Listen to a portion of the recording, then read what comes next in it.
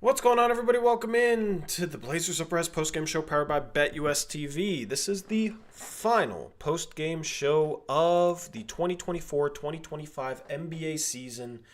The Blazers get a win. They beat the Los Angeles Lakers, thus finishing their season at 36-46, a 15-win improvement over last season's 21-win mark.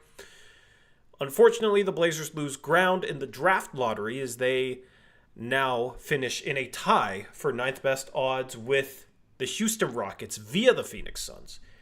As the Blazers won as many games as the super team Big Three Phoenix Suns, which is just crazy. I can't believe I'm saying that. But we're going to recap this game for like 5 minutes. We're mainly going to recap the season. We're going to talk about the press conference earlier this morning a little bit more, of course. I streamed that earlier today, gave my thoughts on the Chauncey Billups extension. You were that streaming broke for this morning. hours. Yeah, man. It's a long streaming day for me. But thank you guys for tuning in, making us a part of your Sunday. We're going to recap the season. We're going to answer your questions. We're going to talk a lot with chat.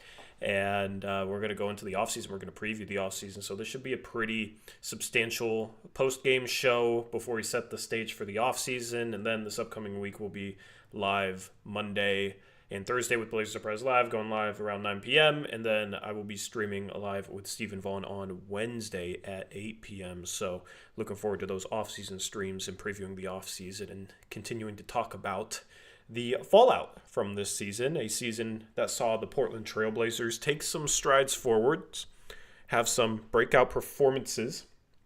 Denny Avdia had a great second half to his season, and there's going to be questions about, can he take the step to stardom next year? Can Sharp take another step? Can he consistently play like a star-level scorer? There's going to be a ton of questions first for this offseason and what the Blazers do and who the Blazers trade and how they move going forward. But, of course, before we even get to the offseason, we have to talk about the fallout from Chauncey Billups' extension today in that press conference. But before we do all that, man, we got a lot to get to. Eric, how's it going, man? How's your Sunday? Oh, it's going pretty good. Just very, I don't know what the right word is, but it's a monumental day for the Blazers franchise, just with everything that's happened today. I don't know if those guys will be back for exit interviews tomorrow after doing a press conference today. I'm assuming they're going to say that was their exit interview for the season. So we might not have as many things to talk about tomorrow night, but yeah, it's just what a weird day, man. Wasn't expecting that news to come before the game even started. Thought it would be, sometime after the game or in the next few days. But what a weird thing to see this morning. And then, yeah, you had a great stream. What I caught of it, kind of ran through the whole gambit of everything. It was cool that you showed the press conference on there so everyone could react with you and stuff like that. So yeah, it was really cool. And then the Blazers go out and just destroy the Lakers in a game they should have been losing to secure the ninth best odds. And now we're in a tie and have to split the odds and all that kind of stuff, and are pending a coin flip to determine whether we'll end up in ninth and 10th, basically. Yeah, it's just a weird day. I'm going to do a chat poll, all right? I'm going to do a chat poll. We're going to do multiple chat polls throughout this stream, asking you guys what you think of certain things from this season and getting your input in the chat polls. And then, of course, we'll highlight some top comments, read those off, that good stuff. I'm glad you thought it was a good stream earlier today. It was kind of a therapy session for me, to be honest. And for this stream, I don't want to go straight into Chauncey. I want to recap the season a bit, but I do just want to know how people are feeling right now, man. It's so that's why we got the chat poll. So we'll do that. Before we even get to Chauncey, is there anything you want to recap from this game? I mean, the Blazers played a tanking, well, can you call them a tanking Lakers team considering they played Brody? And, they were basically not trying to win this game, and the Blazers destroyed them with a patchwork lineup. with Delano Banton scoring 23 points. Tamani Kamara scored 14, had 6 boards, 4 assists. You had 13 off the bench from Repair, 10 off the bench from Jabari Walker. City Sissoko had 7 points and 4 assists in 29 minutes. And the Lakers only scored 81 points. I mean, they started Markieff Morris, Alex Len, Shake Milton, Bronny James, and Dalton Connect. That might have been even worse than our starting lineup, which is insane. But we wanted the Lakers to be playing for something today, and they were not, and this is the ramifications of it. The Blazers now finish in a tie for 9th best lottery odds with the Houston Rockets, which is, oh my goodness. Wow, sorry. Oh my goodness. You have got to mute your phone before we stream. So this is just where the Blazers are. All right, I'll set the stage. So the Blazers are tied for the 9th best odds with the Houston Rockets via the Phoenix Suns. It kind of sucks because Houston is the 2nd seed and Portland is tied for 11th. The Blazers win as many games as the Phoenix Suns this year, which is absolutely insane to say. The Blazers will finish with approximately a 17% chance of the top 4 and approximately a 3.8% chance of the number 1 overall pick. That went down from about 20% chance of top 4 and a 4.5% chance of the number 1 overall pick. So, I mean, minuscule difference. The biggest difference could be the coin flip. If the Blazers picked 9th or 10th, of course they lost the coin flip to the Hornets. I think that was last year. But 9th, 10th, is that a huge difference? I don't know. You know, it would suck to be drafting behind San Antonio and Houston and potentially OKC if Philadelphia's pick falls to 7 because Philadelphia finished with the 5th best odds. I mean, it would just suck to be literally drafting behind those 3 teams. But it's because the Blazers, of course, took some steps forward, won more games this year. So that's basically the fallout. That's where we sit. Do we just want to do a tankathon sim now that we have confirmed odds? Do we just want to, like... I'm trying not to. Final. You got Clippers and Warriors right now in OT, and the winner of that game. This game matters. The winner of that game plays LA. The loser has to deal with the play-in. So it looks like the Clippers are going to win. They're up 5 with 3 seconds left. So you're going to have a battle for LA between the Lakers and the Clippers, and you're going to have the Warriors in the play-in. For as well as they've played with Steph Curry and Jimmy Butler, you're going to have the Warriors taking on the Memphis Grizzlies. The Warriors and the Grizzlies in the 7-8 play-in, I believe, which is wild. And then you'll have the Mavs and the Kings in the 9-10 play-in. The Mavs finished the season with a 39-43 record. I mean, the Blazers finished 3 games back of the play-in, had their opportunities to try and make a run towards the play-in. We could be previewing the play-in right now. Unfortunately, that is not what we're doing. Unfortunately, we're talking about how they might end up with the 10th pick. We'll see with the coin flip against Phoenix. Let's just do a quick little fun tankathon here, if you want to call it that.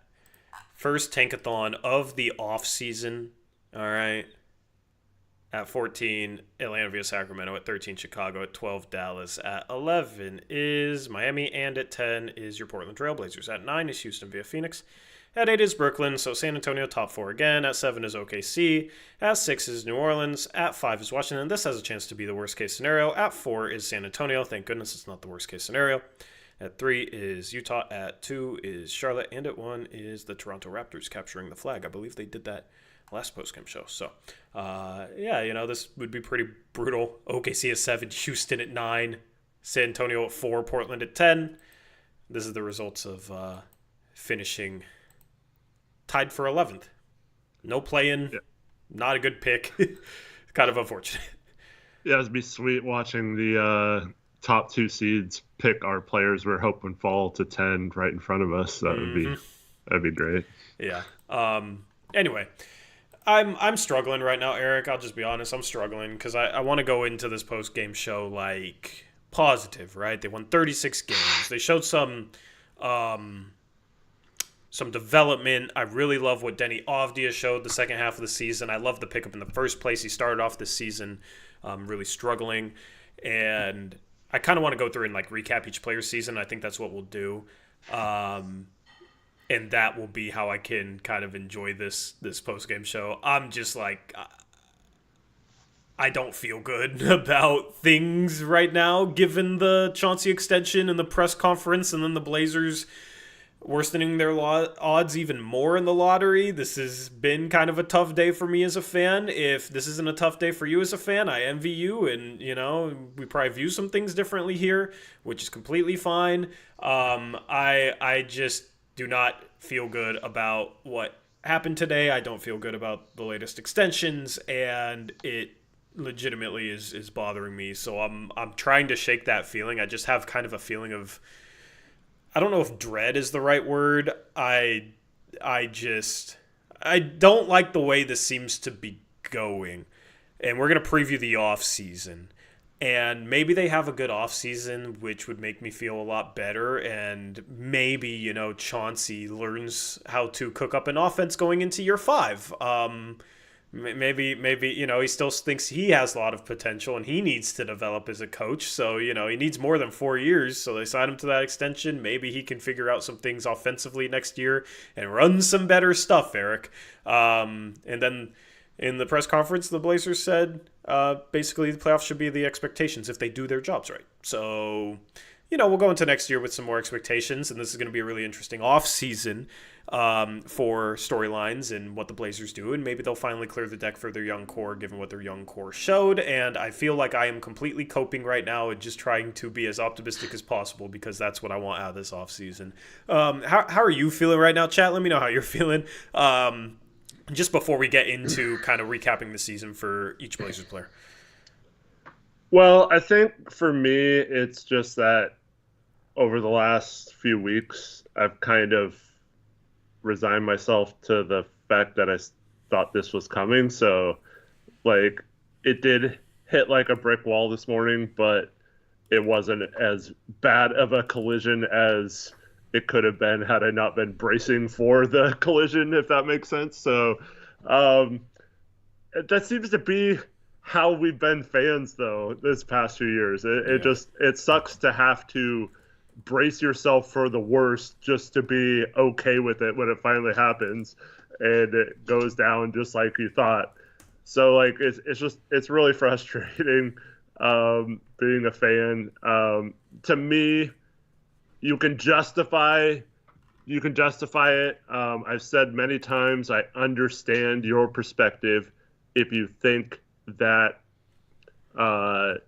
these were deserved extensions, if you think they did enough this season to prove that they deserve another year or two to continue what they're starting to build, and you think it's a positive thing, totally get that.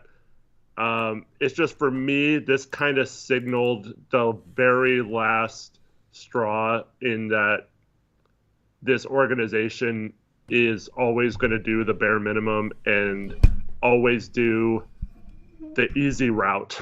They're never going to make a tough decision. They're never going to go outside of the box or anything like that. They're just going to stick in a lane and try to do the best they can to please the most basic amount of people. And to me, it's hard to see them getting from that point of view to a championship point of view as long as we have this ownership in place. And so I feel like this kind of just cemented ourselves in being stuck in this kind of middle of the road franchise for years to come. And that's, I don't know, it's depressing. Yeah, man, I feel it. I remember, the past couple of years, what I've said about the rebuild is just kind of enjoy the process of it, enjoy the player development process, enjoy, seeing individual growth, right? I've tried to have a super optimistic view, and I've, actually felt that optimism in terms of just kind of enjoying what a rebuild actually is and enjoying the process. And I feel like there's been some times this year that I really enjoyed watching this team play, but there's also been a lot of times this year where my enjoyment for the process of the rebuild has been completely evaporated, because it's all right, why is Sharp and Scoot coming off the bench? Why is Grant starting ahead of Avdia? Why is Grant still playing so many minutes? Why is Anthony Simons still on this team? You do nothing at the trade deadline. it's tough to enjoy what the rebuild should be with those guys on the roster. And it was like, I am really happy. Here's how I'll put it. I am really happy with the 5-person core of Scoot, Sharp, Kamara, Avdia, Klingon, despite their need for a star in the future, probably not on this roster yet. Okay, I am still very happy with that core. I think that is a good 5-man core, and you can definitely build around that going forward. Okay, that is a good thing. I think this season was a really good season for that 5-man group. Kamara shot a better three-point ball and took even more strides defensively and should end up on an all-defensive team. Denny Avdia looked like a star after the All-Star break, and his numbers this season were really, really good, especially when you consider he needed time to adjust and struggled to start the season. Finished with a true shooting percentage above 60%. Per 36 numbers are basically 29-5. He should be playing close to that many minutes next year. He didn't this year for whatever freaking reason. Right, so really good season from him. Klingon, I think, was solid as a rookie, kind of what I expected. And then Scoot took a legitimate step forward, and that's all we kind of asked for was him taking a legitimate step forward. And Shaden Sharp had some really good moments this year. Still struggled from the three-point line, but really improved his finishing. And I think, if he can improve his three-point shot and refine little areas of his game, he can look like maybe a borderline star next year, right? So those 5 guys, really, really good season from them collectively in terms of feeling comfortable about that core going forward. It is tough for me because you still have guys on this roster, and I said this at the deadline, you still have guys on this roster that are in those guys' way, and we still have no resolution to, where if you had found a way to trade Grant for an expiring contract at the deadline and traded Ant for a crappy first-round pick, I would feel even better right now. I'd be happy with that. You know what I mean? Like, you have these vets on the roster that doesn't really make sense. It's like, I just want to fully embrace this young 5-man core. I want that to be the starting lineup next year, assuming the Blazers don't move into the top 4 in the lottery. And you legitimately can see how good that core is as a 5-man starting unit next year. They should be playing a ton of minutes together. And that should be the path going forward. It's just like there's just so much baggage right now with this organization, with Grant, with Simons. Part of the problem for me with Chauncey's extension is how he prioritized those guys over guys that were clearly better than them, at least in regards to Jeremy Grant, starting him ahead of Shaden Sharp, starting him ahead of Scoot Henderson, basically. Like, they were running the 3 forward, 1 center lineup, so they were taking a guard out of the starting lineup. And then earlier in the season, starting Grant ahead of Denny Avdia when Grant is like, Grant probably had the 10th best season on the team. Like, I no longer view Grant as a top 8 player on this team. This isn't even a conversation about his contract. It's just, why are these guys still on the team?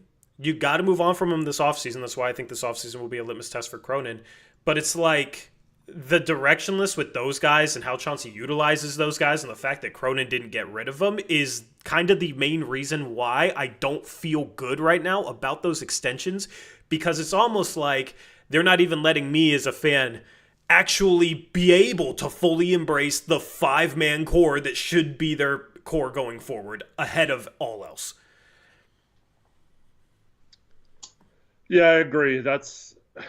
We said this a lot heading into the season. As the season wore on, it just got kind of repetitive to keep saying it. And then at some point, they started sitting some of these guys, so it wasn't quite as apparent. But we wanted this season to be, if they had disapproval, because of that core 5, not because Anthony and Grant and Ayton led them to wins. So, you did get a little bit of that, to be fair. Yeah, you got some of that, which is good. Yeah. That's the good part. Right. Yes. So that's, I think you have to, like, if you're trying to be optimistic, even if you're not happy with what happened today, I think that's the part you have to look at is, now it's not to the extent that they tried to say in their press conference, where like, if you just water these guys and let them grow, we're going to have the next Jokic and Giannis on our roster potentially, or maybe multiple of those guys, right? Because that's all it takes. You're paraphrasing a little bit, but no, I know, but like it's just, so that's a little too extreme for me. But like, at least we did see Scoot become. I mean, I don't think there's any question he's an NBA player now, whereas last offseason people were questioning whether he'd be in the league after his rookie contract. That's all been put to bed, I think. And then, Sharp has shown enough. Still, it still flashes. It is a little more sustained this year. So you got a little bit more of an answer on what he could be like consistently long term if he works on his shot in particular, his 3-point shot. So you have a little bit of clarity there. And then, Tamani and Denny are absolute studs at your forward spot. So you do have the makings of a very solid play-in / low end of the seeds that don't have to play in the play-in type team. The question is, how in the heck are they going to make the jump from that area to that next area? And I have no confidence that Cronin can do it. I have no confidence that Chauncey can scheme well enough to do it, like just based on what he has already. And so like you either have to get, I mean, like let's say we end up with like the 10th pick or whatever. Like you have to like nail that pick, and it has to be someone who is like just as good as some of those guys, and you can maybe do it as a committee. But I mean, like I don't see many other avenues for getting out of that rut, especially if they keep some of the vets on the roster and kind of limit how much of these guys can hit their ceiling that they're talking about development wise. Yeah, I think like I'll be honest, I'm just trying to think of ways to cope with this and like put a positive spin on it. Not even for anybody listening, to be honest, just for myself, Eric. Like, how can I reason with this, and how can I like get rid of this feeling that I have right now? Because I just do not feel good. I do not feel good. And I don't feel good because I care, man. I really do care. The best way I can put it is just like, all right, fine. You think Chauncey deserved an extension? You think Cronin deserved an extension? You really believe in this young core? Like, all right, go prove it to us. Chauncey, go prove that you deserve that extension. You think you still have potential as a coach? Okay, draw up better offense next year. We'll be here to tell you if you are running better stuff or not. If Chauncey runs better stuff, we'll point it out. If Chauncey still runs the same crap, we'll point it out. You know what I mean? We will point it out no matter what. So all right, let's just see what you got then, man. Let's see if it's the same old stuff, or if after an off season where what Denny is, you know how talented he is. You got some young guys developing. You have no more excuses left. You know what I mean? You have no more excuses left. Time to put up or shut up. Time to design better offense. Your offense was not good enough. The iso ball stuff has to stop. You finished 28th in the league in assist percentage after finishing 30th last year, but you want to act like you share the ball when you don't. So that has to improve. If not, all right, roast it. Sorry. It's just like, it's like, you know what it is? I don't want to give him another chance, but it's like, I have to give him another chance. You know what I mean, Eric? Yeah. Like, got to give him another chance. Okay? Year 5. Got to give him another chance. And as far as Cronin goes, like, all right, well, let's see if you know what you're doing this offseason. I've heard many people that defend Cronin say that they will heavily criticize Cronin if Jeremy Grant and Anthony Simons are on this roster after the offseason. It's like, all right, fine. Let's see if you can actually make the right moves this summer, and then Chauncey can improve next year. Because if you can make the right moves this summer and Chauncey can improve next year, while I still might not see the path to contention, at least I can feel a little bit better in the way we're doing things going forward. But the status quo is not going to work. That's part of the reason why I feel bad, is because there's just things that obviously need improvement. And there's things that need to be done, and the way they acted about winning 36 games this year, and the way they're hyping up their play since mid-January when they've have 2 wins in 2.5 months against above 500 teams with their best player. They have 2 wins out of 23. 21 of them came against below 500 teams, or against an above 500 team that was literally missing their best player, sometimes multiple players. And you have multiple losses in that span to above 500 teams that were missing multiple starters, right? Like the Blazers had the easiest schedule from like mid-January to the end of season when you look at who teams were missing and some of the Blazers opponents. They have such an easy schedule. So it's like, all right, 23 and 18 since mid-January? All right, fine. Like, go prove that's real then. Go prove that's real. Go prove that, you're not willing to kick the can down the road another offseason. You got some things to do. And if you roll into next season with the same roster and just hope that everything's going to go as perfectly as possible and maybe you can get an 8 seed, it's probably not going to go that well. And it's going to be obvious that you didn't do the right things and that Chauncey isn't the right coach. So at this point, it's like, fine, we'll see what this offseason brings. You have some young guys that have developed well. We'll see if they can legitimately take the next step, because that's the thing for a guy like Denny or a guy like Sharp. They've developed enough to a point where it's like, all right, you better start having months where you play at a star caliber level. Denny did in March, right? So we better have more of that. Then I can feel a little better that maybe we do have a star on our team. Maybe we do have the next SGA, Jokic, Giannis on our team.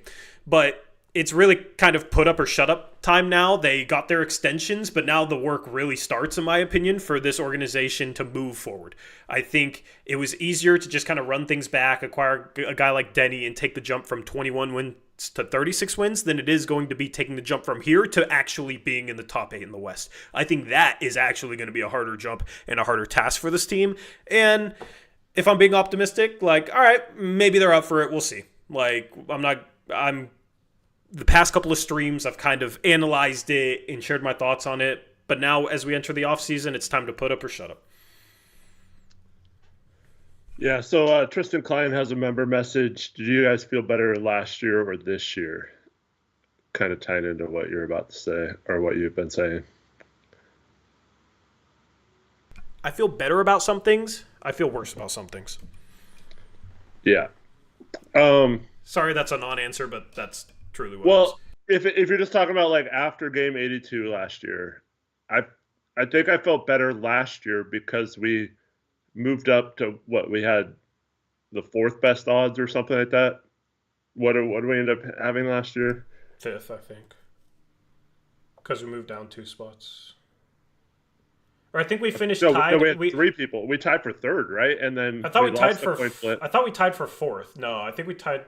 I don't remember. Yeah, I don't remember. We had 3 teams pass us. Okay, then we finished tied for 3rd with Charlotte, and we lost the coin flip, and then moved down 3 spots. Yeah.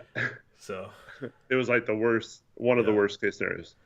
But like going into that, we have much higher odds, but it was a worse draft. So you'd think, you should be able to come out with a similar player with the 10th pick. But overall, it's just more excitement because you had a higher pick. And you thought you were going to trade at least one veteran or something last offseason. Other than Brogdon. Brogdon was, like, for sure gone. Well, we also had 2 picks, too. Yeah. Yeah, we had 2 picks. Yeah, 2 lottery 4 picks if you count the second rounders. Yeah. And now we have ended up with only one of those. Yeah. Well, same as last year after it was all said and done. But then, so because of last offseason, I think I had more faith going into last offseason because after that draft day when we make the trade and draft Donovan, we did absolutely nothing, not a single move the rest of the season in terms of the actual roster. We signed a few 2-way players or whatever, but that was it. And so, yeah, like that's all we did. And then, so like now it's like, I don't know if you guys got the same feeling from that press conference, but it really felt to me like they were wanted to see this roster again next year with improvements from some of the people. And I don't know if they're thinking of it like, oh, we need to get rid of some of these guys to clear up minutes. Like, I don't know if they're necessarily thinking of it that way. Yeah. I mean, I don't know what they're thinking in terms of some of their vets. It was funny because the broadcast interviewed Anthony Simons during the game, and Calabria said, "See you in the fall," when they signed off. So here's the thing. Like you said, hope to see you in fall or something. Here's the thing. Like, I heard Grant and Simons are gone this offseason. But I've heard that in previous off seasons. Right?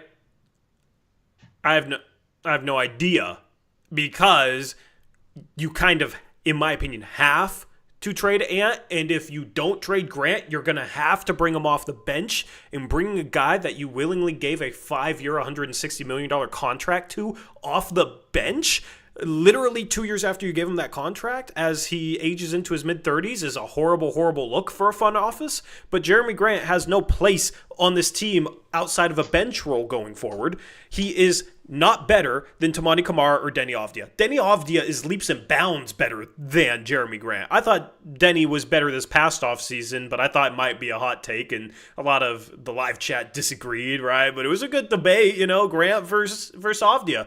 Now it's like, dude, Avdia is better at literally everything. Literally every single thing. Like, all the way down to three-point shooting. I believe Denny shot a better three-point ball this year than Jeremy Grant. In finishing inside the arc, creation, passing, defense, rebounding, playing hard, little things, all that stuff. Denny Avdia is clearly better. It's actually insane that Jeremy Grant was starting ahead of him earlier this season. But I get it. Denny was struggling to adjust, so they brought him off the bench for a little bit until he proved, yeah, no, I'm actually your best player this season. But Toumani Camara, you can't take him out of the starting lineup. So it's like you got Ant. If you keep one of Ant or Grant and have them in the starting lineup next year, you're going to have to bring one of your core five off the bench, and I think that's a problem. And I think that does not look good. If you're still bringing Scoot Henderson off the bench next year, I think that's a problem. He played much better as a starter this year and showed enough that you should absolutely clear a spot for him to start at point guard going into next year, right? But if you're starting Scoot, you're going to start Sharp. You can't bring Camara or Avdia off the bench for Jeremy Grant, so it's like you have to trade both Ant and Grant, or you're going to have to bring Grant off the bench next year. I think, I said bringing Grant off the bench is a bad look, but it might be the most realistic thing for the Blazers to do. Now, if you can trade both of them, great, but I don't know how you trade Jeremy Grant after how bad he played this year and how bad his contract is. And it's like, man, if you couldn't trade Anthony Simons last offseason, if you couldn't trade him at the deadline, what should we expect back in a return package for Anthony Simons? Because he's still here for some reason. So that's why I think this offseason is fascinating, and that's why it's like, I don't know how they're going to handle them. I have absolutely zero clue how they're going to handle them, because they are in a tough spot with those guys.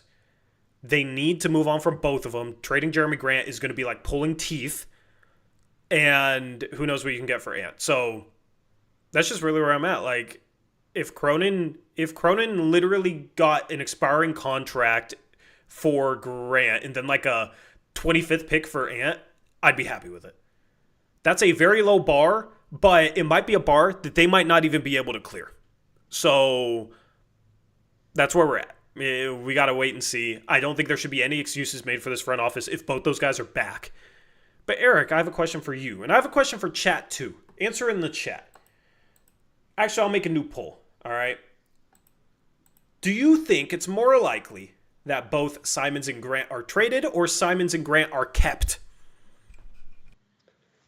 1,000%. If I had $1 million and had to bet, it would be kept, because that's the easy way, and that's trading them is hard, and that's seemingly what this organization does, is the easy route. So I would 1,000% say they're both on the roster next year. Here's the thing, though.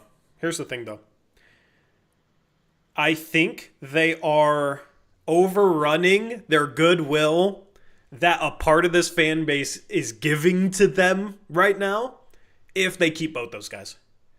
I've seen multiple people that support the Cronin extension, support the Chauncey extension, think Cronin has done a good job, that have literally said, oh, I'll be really mad if Grant and Simons are back starting next season.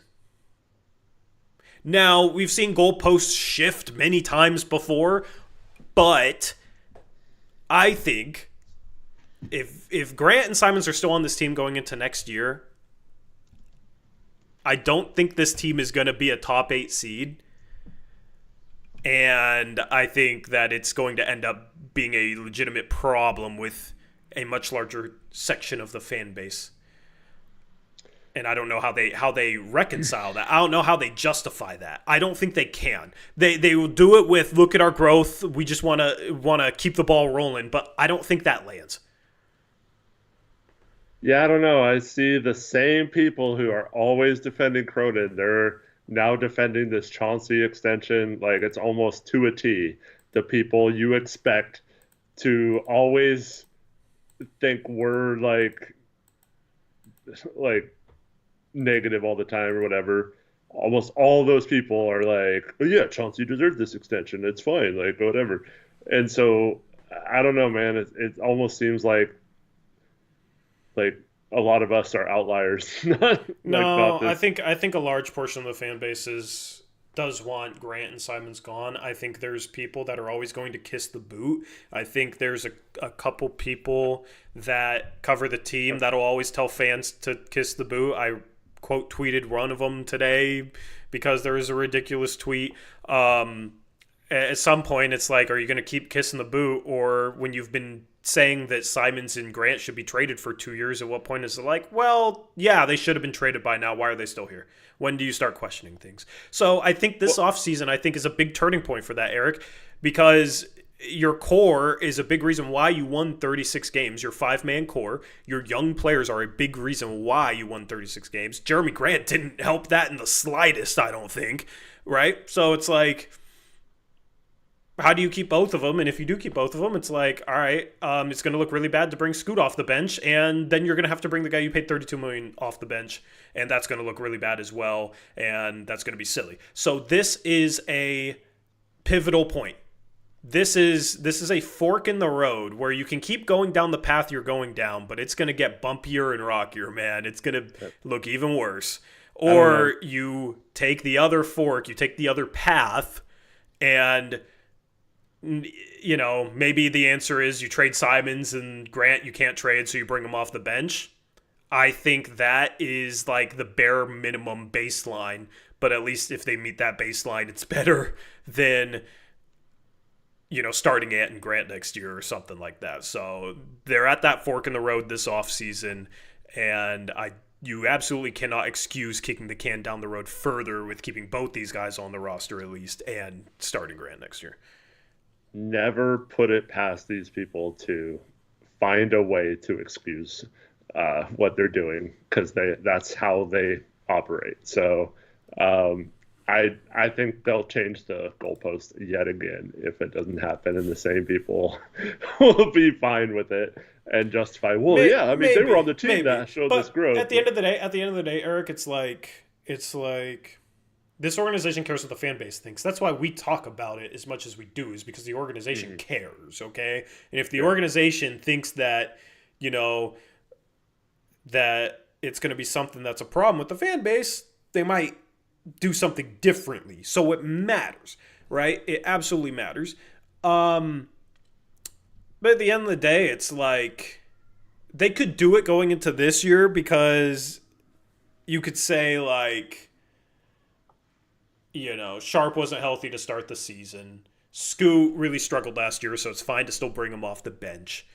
So it's, you know, you got Ant, Kamara, Avdia, Grant, whoever the center is, right? Avdia struggles, and then it's like, oh, you can bring him off the bench for Grant, because Avdia was really struggling to start the year, right? They had the opportunity to do that this year in a way that did not look bad.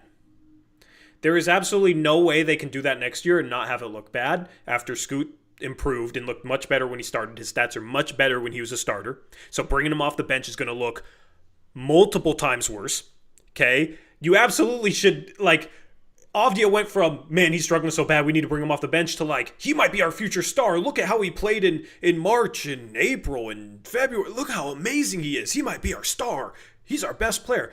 You can't bring him off the bench at any point. You have to roll with him and prioritize him, right? And Kamara, you're not going to bring off the bench for anyone, because he might be all defensive second team. Should be all defensive second team. So, like, you can't bring him off the bench. So they're putting themselves in a position where they cannot cannot keep the status quo in terms of roles and rotations moving forward. And if they do, it's going to look 10 times worse. That's why I don't think they have, I don't think they can afford to just do the same thing. And if they do, it's going to be completely different than last time because of how much worse it is, given how much this young core has risen. Yeah. No, what you're saying makes complete logical sense. It's just a lot of these people, it's like arguing with someone who doesn't understand logic. So, but the point is not about those people, Eric. Yeah. I bring up those people to use them, or like to, how do I phrase this? I bring up those people because it's people that have excused and said they can wait. Now there's more people saying, yeah, you can't wait, which makes perfect logical sense. Okay, so like, regardless of how they would try and excuse it or whatever, the whole point is like, the organization had enough of an excuse where they could justify it to themselves and a portion of the fan base that they didn't have to start Sharp for part of the season. They didn't have to start Scoot this season. They could even bring Denny off the bench at some point this season. They had, even though we disagreed with it, they had enough of a logical reasoning behind it where they could excuse that. They have absolutely zero logical basis to fall back on. Not even a logical basis that we disagree with. They have absolutely no reasoning that they can fall back on to bring Denny off the bench. They have no reasoning that they can fall back on to bring Sharp off the bench. They might have some that you could fall back on for Scoot. That might be the guy that gets screwed there. But even if you bring Scoot out of the starting lineup, well, you still have Kamara, you still have Denny, you still have Sharp, you still have Klingon. You still can only start one of Grant and Simons. So you can't go into next year with both those guys starting. And if he's starting, it's like Grant has to come off the bench, or you have to find a way to trade him. Both those scenarios are kind of unfathomable, because how are you going to bring a guy making $32 million a year off the bench? But on the other hand, how are you going to trade him? Or you trade Simons and Grant's still starting next year, and I think people are just kind of fed up with his play, but he's so Portland. I think that's maybe the easiest way for them to do the bare minimum, and is like Simons, Sharp, Kamara. Well, no, you trade Simons, so you have Sharp, Kamara, Denny, Grant, Ayton as your 5 next year, and then you still have Scoot off the bench. He plays 30 minutes. People excuse that, and then you have Klingon behind Ayton. He gets his 18 to 20 minutes a game, and you don't have to rush him, just like people said about Scoot. I think that's like the most likely scenario this offseason. And then you just add like a bench shooter. Maybe we could somehow still get Knipple or someone on the wings, and then that's your shooter off the bench. I think that's the most likely scenario this offseason. Yeah, to me, it's draft who you draft wherever your pick ends up, and then you make like a Robert Williams type trade for that shooter type, and that's it. Do you think it's more likely that both Simons and Grant are kept, or one of them is traded? Both. I mean, like, is that just like, is that, yeah. The broadcast today was talking about, once everyone's back next year, we're going to have all this depth and stuff. And I think that's what they're going to preach, that this team did well with the players on it. Why would they move anyone? And then why would they want to ruin the depth once healthy? Like, they're going to be super deep next year. And so I think that's how they're going to justify it. I don't know, man. What do you think is their starting lineup on opening day next year, assuming everybody's healthy?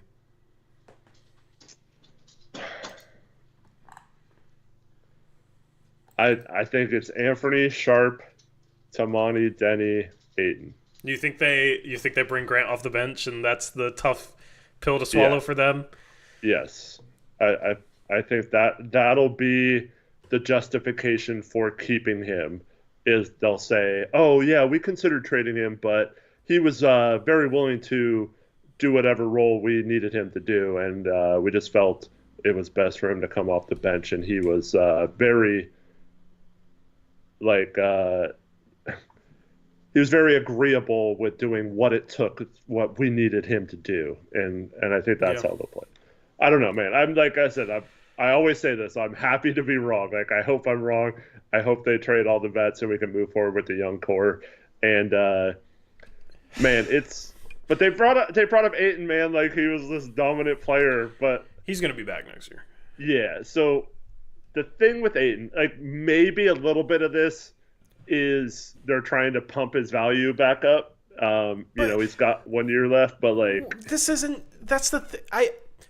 Let me just interject here, okay? Like, I don't know if that. I don't think that's it. Organizations aren't going to just trade for Aiton because, like, yeah, their GM pointed out that he had a stretch where he averaged 22 and 15. I'm going to trade for that $35 million contract now. I know. You know what I mean? It's the whole thing with showcasing and, like, you got to showcase the vets and, you got to talk up the value. I think that stuff is just so overblown. Like, these are professional organizations with multiple NBA scouts where it's like they know what's going on, man.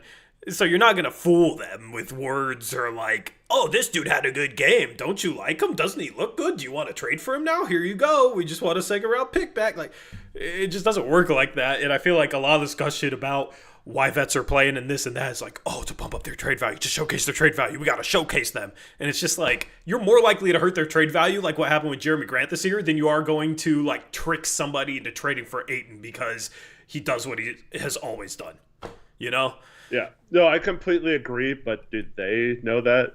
I think so. I do. I think so. I think, here's the thing. Somebody phrased this for me that I think made a lot of sense. They said their press conferences are not for like me and you, Eric, or not for diehards that really, really follow the team. It's for the people that kind of watch the team and kind of pay attention, that, don't know as much and will, buy that stuff. Yeah. Right. So, I agree with that. I agree with that. Yeah. Yeah.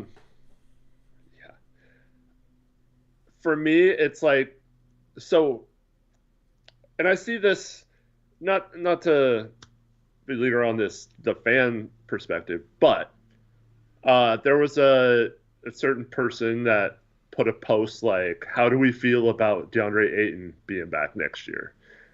And it was almost everyone like, oh, he's really good. Yeah, he needs to be back. Yeah, starting center. Klingon sucks. Like, we definitely need him. Like, that was, Klingon's not ready to start yet. Whatever.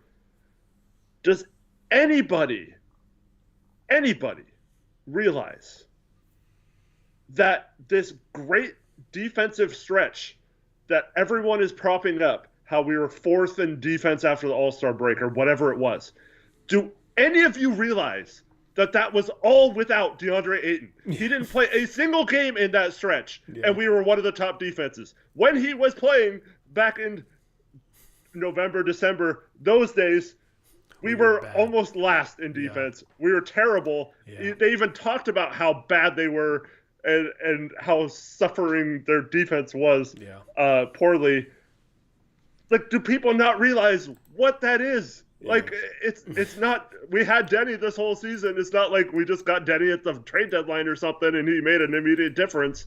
We had Tamani all year. It's not like he made a difference. There is one thing that happened in that stretch, and that's that Donovan Klingon became the starting center for most of that time. And so for anyone who thinks that Klingon is kind of or I'm not really sold on Klingon as a starter or whatever moving forward – that dude is absolutely the starter moving forward if we want to make a run like they are talking about making, and it needs to be him as the starter, not Ayton with Klingon playing like 10 minutes a game and sometimes not even playing at all because we're playing Robert Williams those games or whatever. This had a ton to do with Donovan Klingon, and I know you want to talk about individual players, but I just have to say he is not getting any credit from anyone for what he did outside of, I saw one person who had a vote for Rookie of the Year who actually voted for Donovan Klingon for Rookie of the Year, and everyone was like, what the heck, in the comments. But, like, outside of that guy, there has been nothing positive for the most part about Donovan Klingon, especially defensively. And he has meant the world to this team defensively. And I don't understand how people do not see that. When the Blazers had Tamani Kamara and Donovan Clingan on the floor this year, they were 5th in defensive rating in the NBA. That's their identity, right? That's their identity, yeah. So moving forward, it's like, how is this team actually going to improve? It's their identity's on the defensive end, and they talk about how their identity is on the defensive end. They're building defense first. So why are we so married to DeAndre Ayton, man? Like, why? I don't understand fans. Is it just like an inability to evaluate defense at the center position? Because this team is clearly better defensively with Donovan Clingan on the floor, even though he's a rookie. But it's like, oh, he doesn't make mid-range shots, and he doesn't move around fast enough. Yeah, like for years, it's like, oh, we need someone who can defend the rim on defense. We finally get it, and it's like, oh, well, he doesn't defend the perimeter well enough. Like, what? What does that matter? Like, at least he defends one of the two, because Ayton does neither. Yeah. Ayton does neither, man. Last year, the Blazers gave up like the worst percentage at the rim in the NBA. We can now look at season stats. Let's go to defensive shooting on dunksandthrees.com. Portland gave up 67.2% at the rim, 30th in the league last year. Okay, last place last year.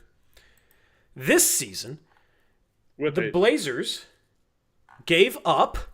Are you ready for this? Yeah. 62.8% at the rim, 7th best in the league. Why is that, Tori? What made that jump? I don't understand how that happened. Interesting. How'd they go from dead last to 7th best protecting the rim? What changed, guys? What changed?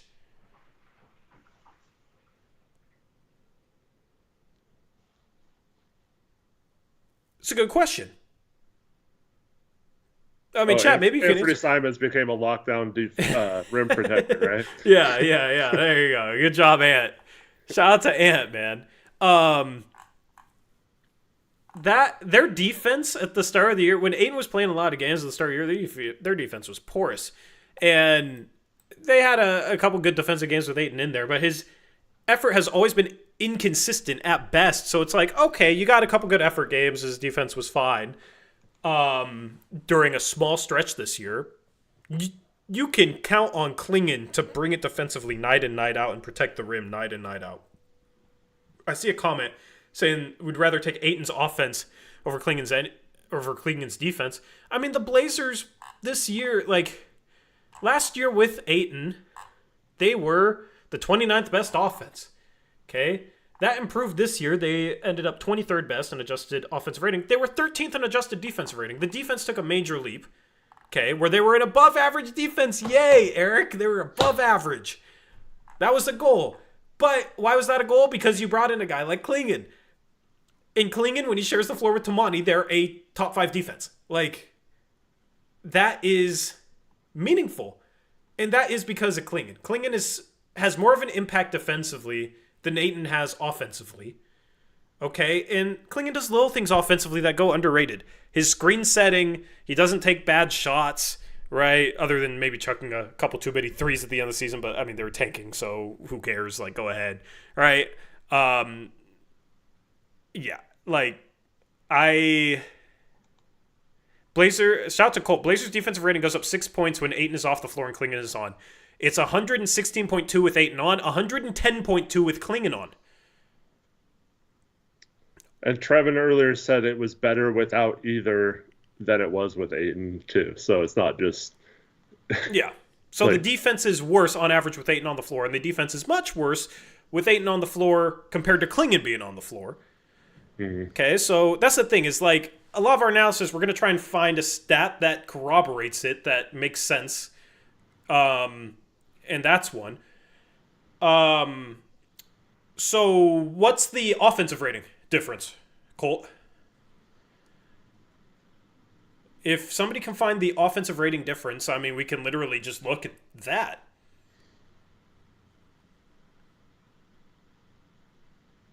Their offensive rating also goes up 11 points too when it's Ant, Shaden, Denny, Tamani, and Clingan versus Ant, Shaden, Denny, Tamani, and Ayton. Not the greatest sample size, but still similar.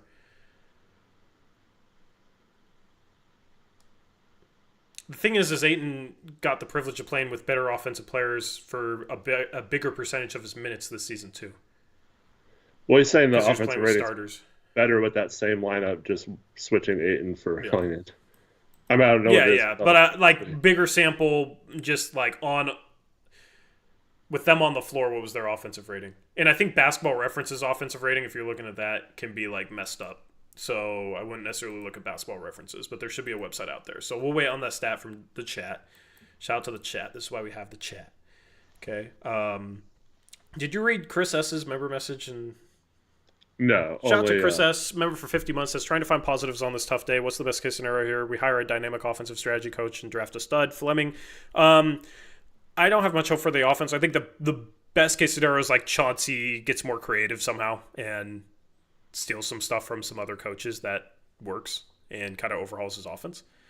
And, I mean, like, defensively, I'm not impressed with them schematically, but, like, they were the 13th best defense with a young team this year. They play hard, like, whatever. The problems are offensively. Those are Chauncey's biggest weaknesses. So if he's going to improve his coach, it's going to be in how he designs offense, especially half-court offense, and stop playing so much iso ball. You should not finish 28th in assist percentage at the end of the year with this team. And also finding ways to run even more, because this team is, in my opinion, built for that. So if he can improve there, then it's like I no longer feel bad about the extension. What's funny is, like, Chauncey's first 2 years here, I spent a ton of time defending him and saying, like, we need to give him a chance. And I feel like people forget that. There was people, I went back to other streams, there were people that said, I can't watch this channel anymore because you guys don't criticize Chauncey enough. Like, legitimately, because I spent a lot of time criticizing Chauncey. Or not criticizing Chauncey. I spent a lot of time defending Chauncey his first 2 years here. I think the problems are just on the offensive end. Situational stuff, like, might always be a problem, but at least it's, like, situational. And, it's like coaches, I guess, aren't going to be perfect, so they're going to have weaknesses. It's just like as long as he just improves the offense, I'm okay with it. I just don't have much faith in that, but I'm willing to be optimistic, glass half full, and say we can wait and see until next year. I saw a great comment that Tori and Eric should be happy they have 2 hours after every game to complain about Chauncey and Cronin for 3 more years. That's a funny comment, actually. Was that in our chat? I think it was in our chat earlier. That's actually a funny comment. On your stream earlier today. Yeah. But, the offense thing, this is why I wish... Okay, so, like, I agree with you. There are great questions in the press conference. So I'm not complaining about this particular one. But when someone like Chauncey mentions that his first tent pole of offense is moving the ball and playing with pace, I just wish there was a follow-up question. Then how come in 4 years this is the best pace you've had and it's middle of the road, like 16th in pace and 15th in fast break points? Do you think you've done a good job there? And why are we, all the stats you've mentioned in assist percentage and all that kind of stuff, moving the ball, why are we so far behind in that regard? If that is one of your focal points or the main offensive focal point of your system or the way you want to play, why is your team not better at it than after 4 years of being in the same system? And I wish someone would follow up with him on that. If he is doing an extra interview tomorrow, I wish someone would ask him that, how you get this team to play faster like you want them to, how you get them to move the ball and not be stagnant like you want to. What do you have to improve on to do that? I want to hear what he thinks needs to improve. Otherwise, I have to believe he doesn't know how to improve it other than getting different players in that do it for him, Like the defense, I feel like a lot of that was because he got a Donovan Clingan who understands how to protect the rim better than the players he had last year, and a Denny Avdia who has been one of the great forward defenders for a couple of years now in this league. And then you get a jump from Tamani defensively as well. So, and Scoot defensively, to give Scoot credit as well. like a lot of that isn't necessarily like the Scoot one. You can maybe credit to him.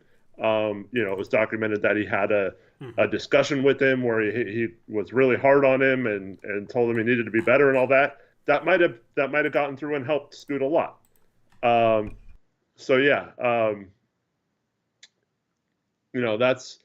That's where, I mean, things like that he can point to, but you can't just say, oh, we need someone who's better at fast breaks and passing the ball next year. It has to be a schematical improvement in that category. Otherwise, I don't see it working out on offense the way he wants to play. And if we win games playing a non-Chauncey style, what was the point of keeping Chauncey? Or is he actually limiting what this team could actually be if they had a coach that utilized the personnel properly? Yeah. So shout out to Trevin. He says PBP Stats has Klingon as a 111.96 offensive rating, Ayton as 111.61. So Klingon's offensive rating, just barely, but Klingon's offensive rating is better this year than Ayton's. Okay? And if anything, it should be the opposite because Ayton got to start with the best offensive players and Klingon was coming off the bench for most of the season, right? But defensive rating, Klingon, 113.87, Ayton, 118.65. So almost 5 points better, which is similar to the last stat that we saw. Almost 5 points better per 100 possessions with Klingon on the floor defensively than with Ayton. And the same offensively. So for the person earlier that said, I'd rather have Ayton's offense over Klingon's defense, there is a bigger difference between those two players defensively this season than there was offensively. If anything, you could say the offense was even better with Klingon on the floor because it literally was per 100 possessions, assuming those stats are accurate. So it's like Klingon, you need more context than just these stats, right? So we're kind of oversimplifying it, but you going into year 2, assuming Klingon makes a jump and assuming DeAndre Ayton doesn't improve because he hasn't improved in years, Klingon, I think, is a more impactful player going into next year. I think Klingon in year 2 is going to be a better basketball player than DeAndre Ayton. And you also know that you can count on Klingon to show up night in, night out, play hard. Even if he's played 30 minutes and his stamina is suffering, he's still going to try and sprint down the court and he's going to look slow maybe doing it and look like he's winded, but at least he's still running back down the floor compared to Ayton just lollygagging a lot of times and not running back on defense and his effort being very inconsistent. Like, you absolutely should go into next year starting Donovan Klingon. I don't expect it to happen. I expect Ayton to start, and to me, it's fine. He's in the last year of his deal. You're going to want to use that contract maybe for a trade at the deadline. Maybe they want to this offseason. I don't know. But it's if Ayton at the start of the year his effort's poor, and he's not playing better than Klingon, there's going to be calls to start Donovan Klingon ahead of him. And they're going to be loud calls to start Donovan Klingon ahead of him. Because it's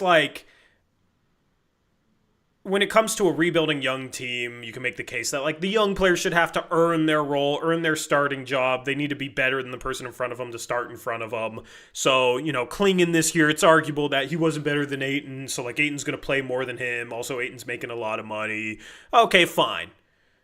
But next year, if Klingon's playing better than him and you're actually trying to go for a playoff spot, it's going to make the most sense, I think, to start Klingon instead of Ayton to actually go for that playoff spot. And then obviously it's better for Klingon's development and long-term prospects. And if Ayton wants to throw a fit because of it or however he handles that, I don't know. But you're paying him a lot of money, but he's an expiring contract. Who cares if you bring him off the bench? Because he's going to be off the books the next offseason. And you can still use him as expiring at the deadline because teams aren't going to, a team trading a good player, if you're trying to make a swing at the deadline, they're not going to value DeAndre Ayton, the player. They're just going to value getting back salary that comes off the books. So they're not going to care if you bring him off the bench. There is no showcasing in that situation. So if Ayton's back next year, which I fully expect, and he has effort issues and the defense is clearly better with Klingon coming off the bench, there's going to be absolutely no excuse for Chauncey Billups to keep starting DeAndre Ayton. Yeah, I see all the people that just, no matter what, they just bring up those people don't 22 matter. And 22 and 15, right? Yeah. But I don't I don't see the people saying, "Oh, Klingman should be starting." Like it's almost Yeah. exclusively the opposite of that, right? So I don't know if we're gonna get calls for Klingman over Ayton, no It's not matter about. how. It's not about. It's not about. It's not about. It's not about the fan base. There, Yeah. to me, there is no logical excuse for you next season if Ayton doesn't play good to start the year. If he has a start of the season like he did the last 2 years, where he really struggled at the start of the year the last 2 years for the first half of the year, where his effort was piss poor, and you don't hold that accountable as Chauncey when that's supposed to be one of your strengths, there's no logical excuse anymore. Before, even though I disagree with the logic, you say, oh, well, Aiden's still better than Klingon, and Klingon's young, he's a rookie. The year before, it's like you didn't have any backup set or otherwise to start over Aiden. We played Uprise a lot. So, that's why you're going to still start Aiden. Andy has multiple years left on a max contract, so you're not going to bring that off the bench. 1,000%. This year, those excuses expire. This upcoming season, those excuses expire. And you can already look at this season and say that Klingon had more of a positive impact on this team than DeAndre Ayton did this year. So, assuming Klingon is going to be even better next year and assuming Ayton's going to be exactly what he's been the last 4 years, it's probably going to get to a point where there is absolutely no excuse left anymore, and it'll be very interesting to see how Chauncey, with his brand new shiny extension, handles the minutes balance between those two guys. And if what Chauncey said in the press conference today is 100% true, that because he said he went to the guys and said he's done worrying about contracts or names on the back of jerseys, whatever. He's going to play the guys who give the most effort on defense. If that's truly the case, then DeAndre Ayton would not be starting over Donovan Klingon, and if he does, he would have a very short leash. And we'll see if that's true, though, moving forward, because, this is the other problem is Ayton's the only guy on this roster right now, in my opinion, that effort wanes when he doesn't get shots on offense. Yeah. And I'm not saying whether they're a good defender or not. I'm not saying everyone else is a good defender. That's not my point. I'm saying everyone else's effort is pretty consistent, whether they're getting their 15 shots or not.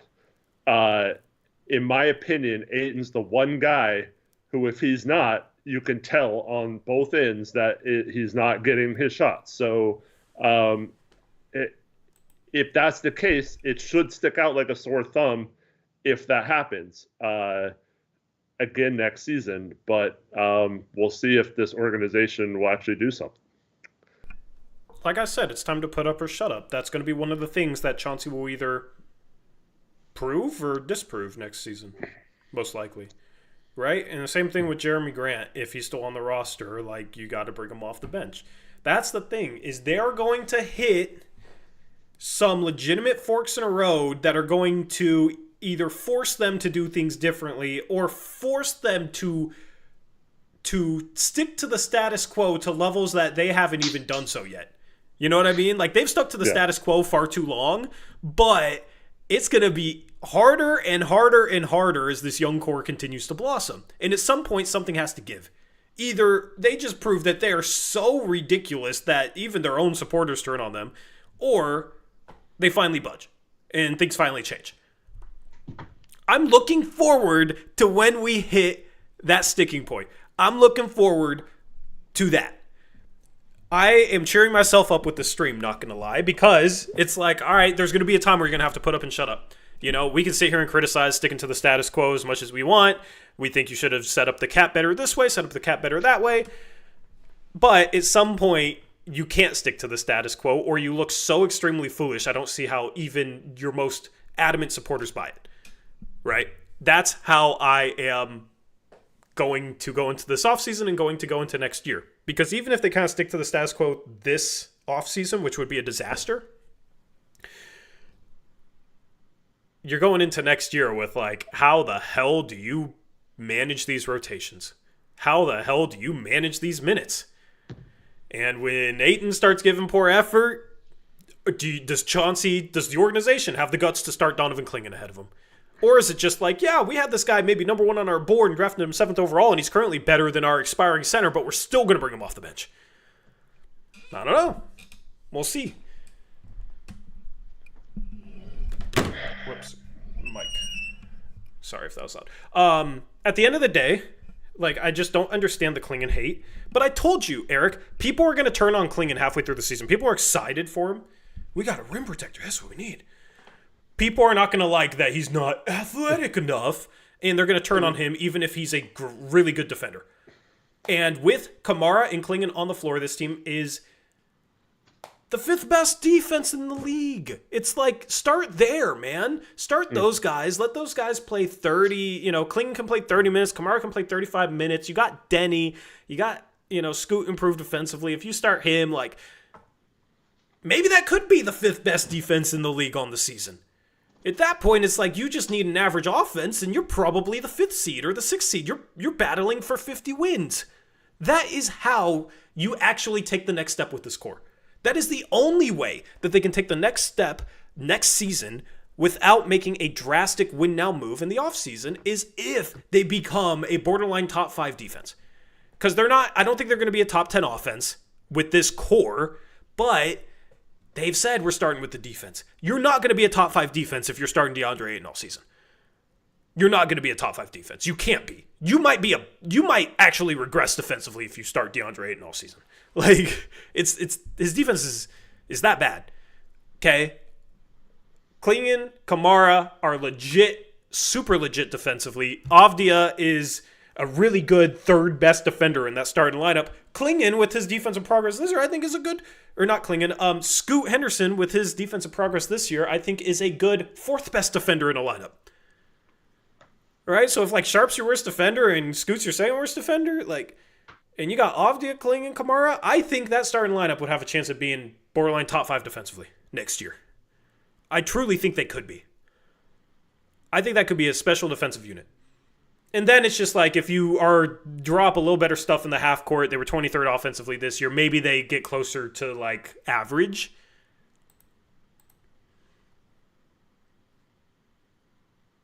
That's the recipe, right, Eric? That's the recipe for them taking a step next year. Yep. Because if this defense regresses at all, if it's back to, like, let's just say it's in the late teens, it's not going to be good enough for their offense. So, I mean, short of a big trade, obviously. But you know who, like, do you know who had the 4th best defense this year and the 13th best offense? Who's that? Take a guess. Because it's maybe a comparison point for the Blazers. Detroit? I don't know. No. Houston. Right? We want to be the Houston Rockets, right? With the next iteration of the Houston Rockets. They're at the 2 seed right now. They went from not even in the play-in to 2 seed. Okay? They have the 4th best defense, the 13th best offense. I think the best case scenario with this roster as is, even if they run it back next year, is you start the core 5. I'm just going to start calling them the core 5, okay? Scoot, Sharp, Denny, Kamara, Clingan. That's the core 5. You start the core 5, and they become the 4th or 5th best defense and become average offensively. That's what the Rockets were this year. And they won 52 games. That is the best case scenario. They will not be a top 5 defense with Jeremy Grant and DeAndre Ayton and Anthony Simons starting. They just won't be. And with those guys starting, we still are a bottom 10 defense. Have been the past 2 years with those guys starting. So not only do they not help our offense be good enough, but they really hurt our defense. That's the thing about where the Blazers are at right now and the status quo is their best chance to take a step comes with their young guys next year. Comes with their 5-person core. And maybe you sprinkle in a couple of vets that actually contribute to that, not guys that take away from it like an Ayton, like a Simons, not a Grant. Now, by the way, those guys are also making a combined $90 million between the 3 of them. $90 million a year. which is insane. Like, how are their extensions going to hit you, Tori? oh god, dude, hell no. I don't even want to think about that. Like, do you get my point though? Like, what's best for the future, prioritizing the 5-man core. What's best for potentially taking a step next year, also prioritizing the 5-man young core. It is so obvious. Yeah, but like it became even more obvious. That's what I mean by there's going to be a sticking point where it's like, if they don't commit to it, they could take a step back next year, or they could struggle to start the year. So they're going to have to commit to this 5-man core at some point. When is that? I don't know. When do they stop kicking the can down the road? I don't know. Hopefully it's this offseason. Because if it was clear that was going to be their starting lineup going into next year, I can go into next year excited. I can go into next year optimistic even. But until then, we're going to have to keep talking about how the hell are they going to clear the space for those guys, or do they even want to? Are they willing to? Because it's not like they're going to bring that $90 million a year all off the bench next year. Yeah. So. And for the record, both Ayton and Simons are extension eligible this year, as is Shaedon Sharpe off his rookie extension. Yeah, I don't think you can extend Sharpe yet. I don't think you can agree to a deal that makes sense for the team and for him. Yeah, that seems to be the case. Yeah. In 2024, you know what's another good comparison point, Eric? If we go back to 2024, there was a team with the 3rd best defense and the 22nd best offense, which our offense was like 23rd this year, right? But they had the 3rd best defense. They were a young team. They finished with 47 wins. They finished 5th in the East. And that was the Orlando Magic. That is the recipe for this team to make a jump. And then the next year they finished 500. They dealt with insane injuries, but still finished 500. They were 3rd defensively, 27th offensively. Right? But that's the thing. You get a borderline top 5 defense, your offense could still be bad, and you can still make the playoffs. Like, at least in the East. Like, who knows in the West. But, like, the Pistons this year. They are the 6th seed in the East, and they were 11th defensively, 14th offensively. Like, the defense needs to be top 10 for them to take a jump. The defense can be top 10 with their 5-man core. The defense can be top 10 if you start clinging over Ayton. Well, especially with how much they're praising the defense right now. Yeah. It's that simple. So, out of this poll, 74% of 78 votes said Donovan Clingan should be the starting center next year over DeAndre Ayton. Here's the thing. If the Blazers can't find a way to like make a good trade happen with DeAndre Ayton, Eric, this offseason, I would keep him and I'd bring him off the bench to start next year. And if he causes a problem, hopefully you still have Robert Williams on the roster, and then you just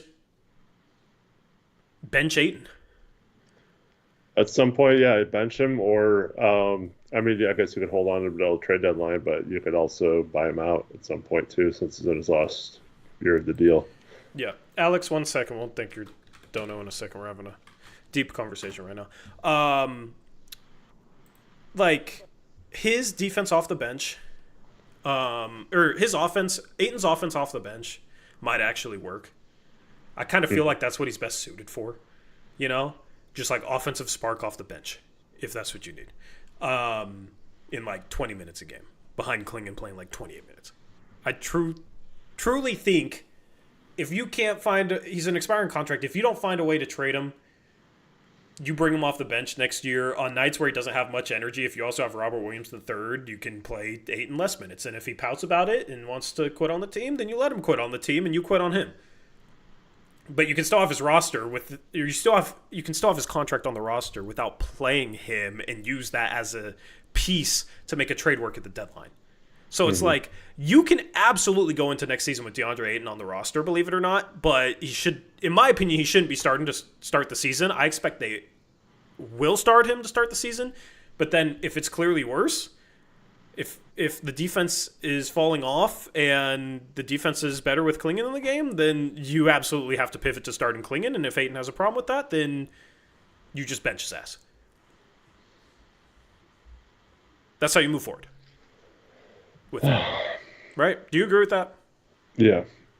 I mean, that's probably wishful thinking, but yeah, I agree with it. For anyone saying Klingon too slow, who cares if he's good? Why is that all you guys can focus on? Some of you haters. Is that what you're going to respond to, Eric? Yeah.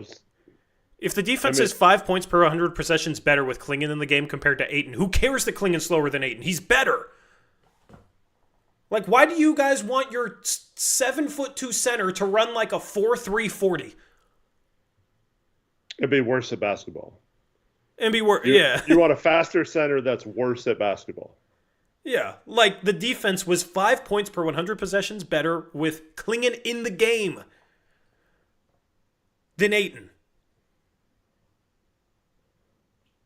Why do you just ignore that? Because Ayton's faster than him.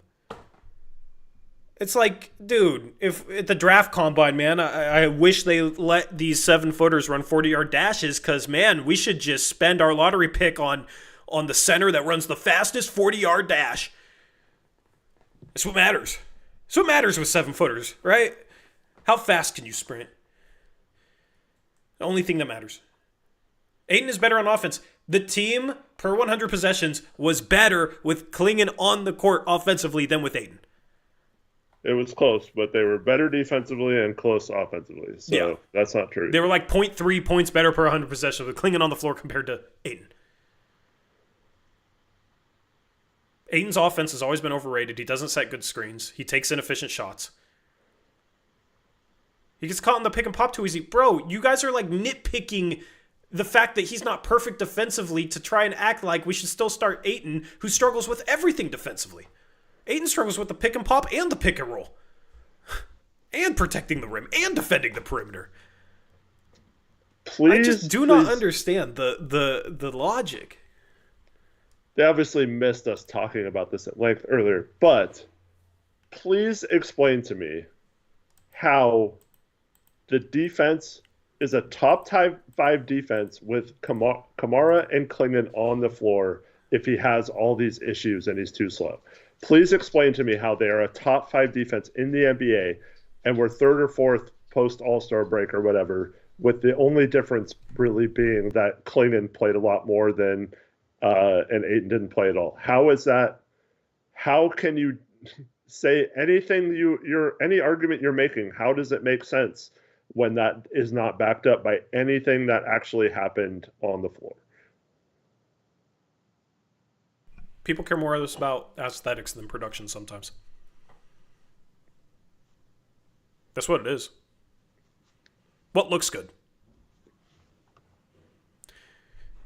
It's the same people, man. I'm not going to make that analogy. I was going to make never mind. I'm not going to make that analogy. It's like caring about looks over personality. What? You know? That's what what's called team defense. Our team defense is way better with Donovan Klingon on the floor than DeAndre Ayton. What is your point? Yeah. You're right. It is called team defense, and Klingon is better at it.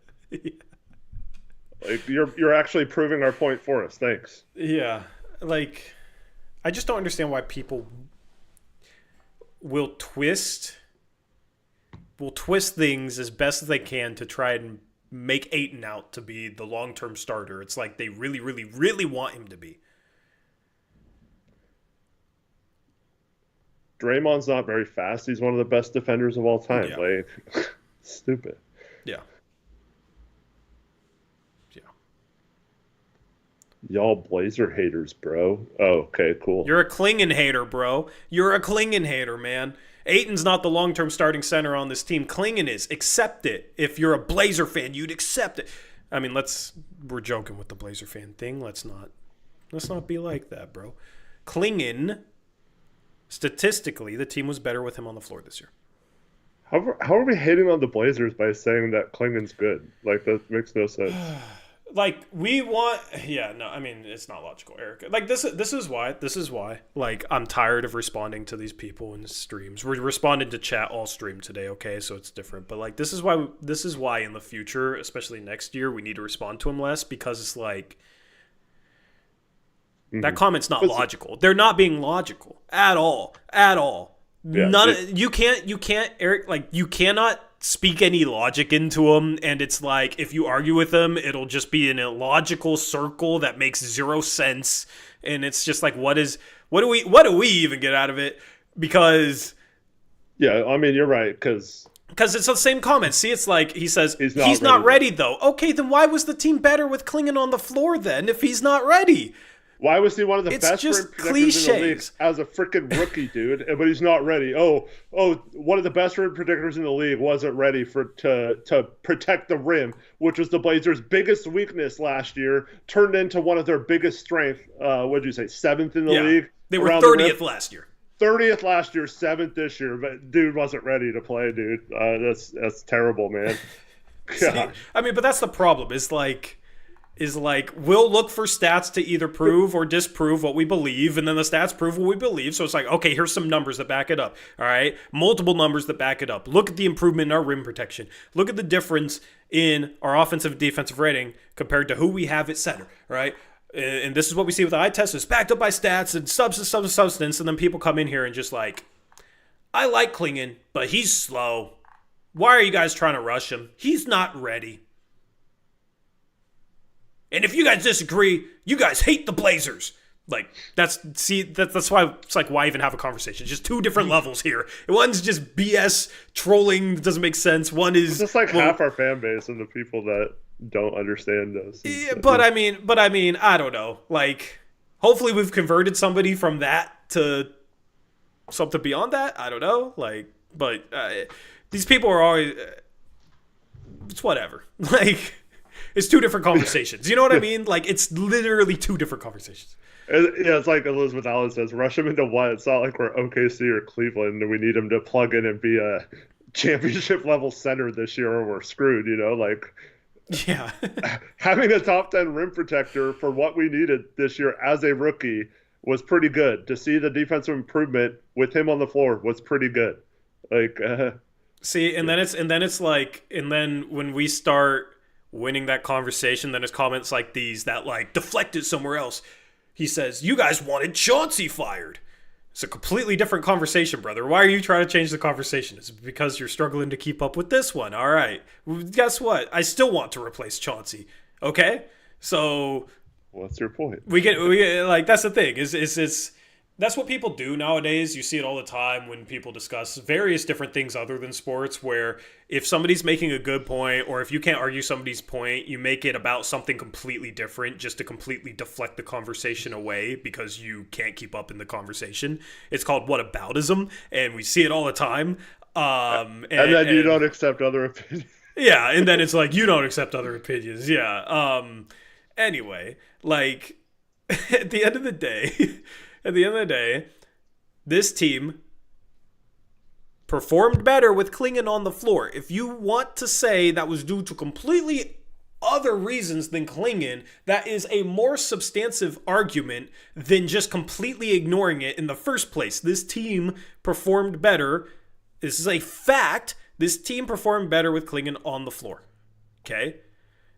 Another fact, this team was a top 5 defense in defensive rating with Kamara and Klingon on the floor.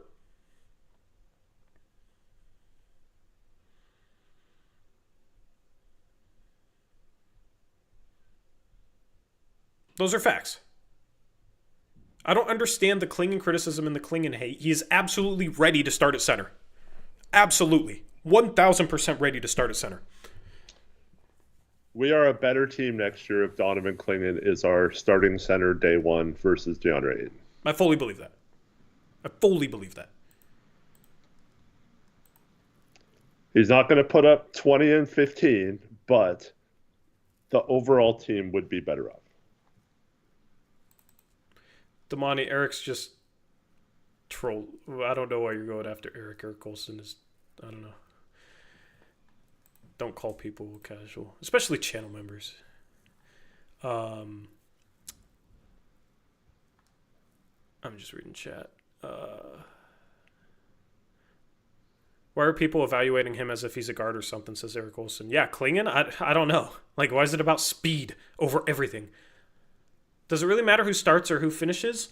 I mean, I think Klingon starting sets the tone defensively in a way that's better than Ayton starting and potentially having a lackadaisical effort type game where we get down and then the bench has to try and claw back.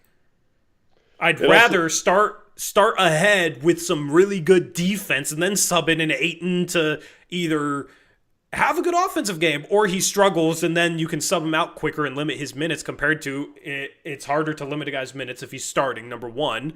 And number two, I like setting the tone. Your identity, the Blazers' identity should be to set the tone defensively at the start of every game next season. You do that with Donovan Klingon starting.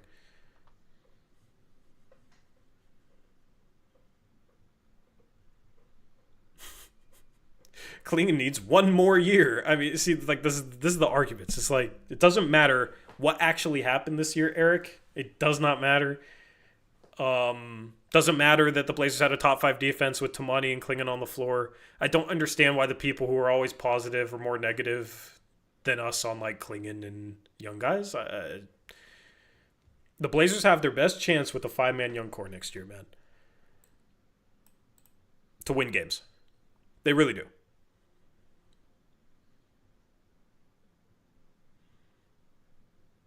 Also, the problem with starting Ayton over Klingon is you saw it multiple times this year, and you saw it with Scoot, you saw it with Sharp. When they don't start, some games it limits how many minutes they end up playing, and then you play DeAndre 34 minutes, and then Klingon only gets 14 minutes, and that's not helpful for the team, in my opinion.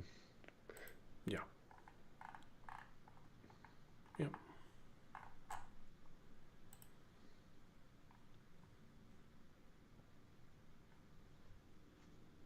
Why does Ayton need one more year as a starter, Gregory? Why? Give me a reason. Like, actually back up one of your opinions for once. With something that makes sense. Like, why?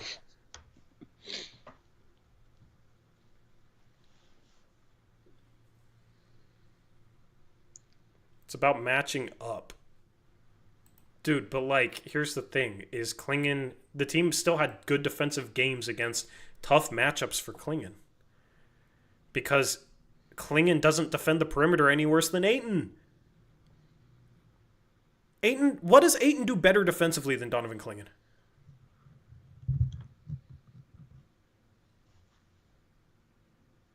Like, from a substance standpoint, not just he's faster and more athletic. Okay, well, here's the thing. You can be athletic, but if that athleticism doesn't affect anything in a positive way, what does it matter? If that quickness doesn't affect anything in a positive way, what does it matter? Undead Beavis says, about matching up, how vague can you get? Yeah, it's super vague. Like, that's the thing, is Ayton's effort on the perimeter is not good. He still gets blown by all the time. I don't think Ayton is a better perimeter defender than Donovan Klingon. I don't understand what people think. I think people are clouded based on the perceived aesthetics of each guy. Where Klingon looks slower, so, every time he blows by, it's like, see, that justifies my opinion, he's slow. Whereas Ayton's quicker, but like when he gets blown by, he's not slow, so it's whatever. It's almost like there's an element of confirmation bias.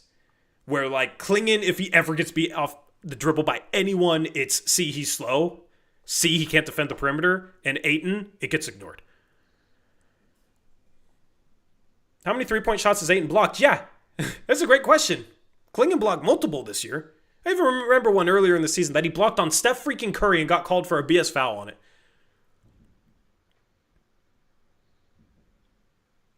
Because he's contesting threes out there. How many times did we see Ayton not even get a hand up to contest a three on the perimeter? I mean, we saw Ayton, when the Blazers were up 3 in the final seconds against the Suns earlier this year, we saw Ayton literally run away from a three-point shooter. Maybe I'll play this clip on stream, if I have this clip.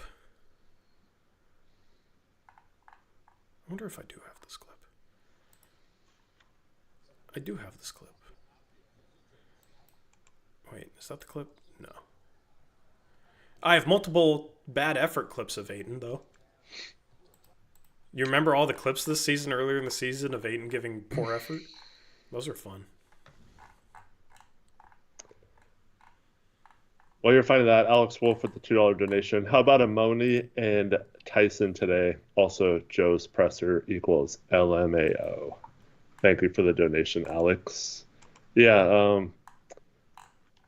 Cavaliers end up losing that, right? But they look good, man. Shout out to Jalen Tyson.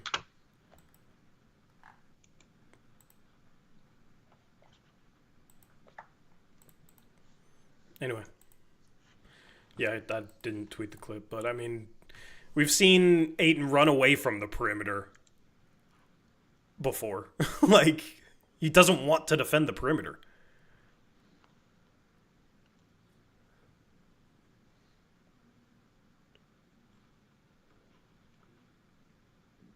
Anyway, Klingen's a better center going forward. I'm kind of tired of the debate between those two. Like,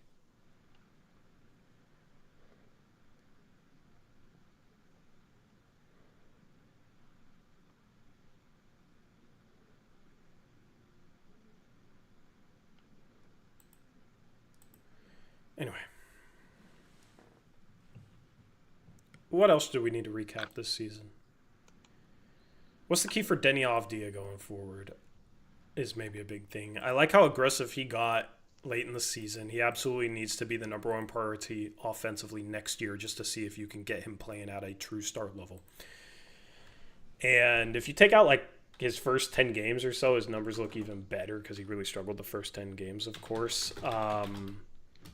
Actually, I'll even do the math. All right. So you guys remember the start of the season? Avdia came over, and he had an okay first game against Golden State, 15 points, over 3 from 3, but then had 2 points in 30 minutes against New Orleans, which is like unfathomable. 1 for 9 from the field, 0 for 3 from 3. The next game, 11 points, 4 for 12 from the field, 1 for 5 from 3.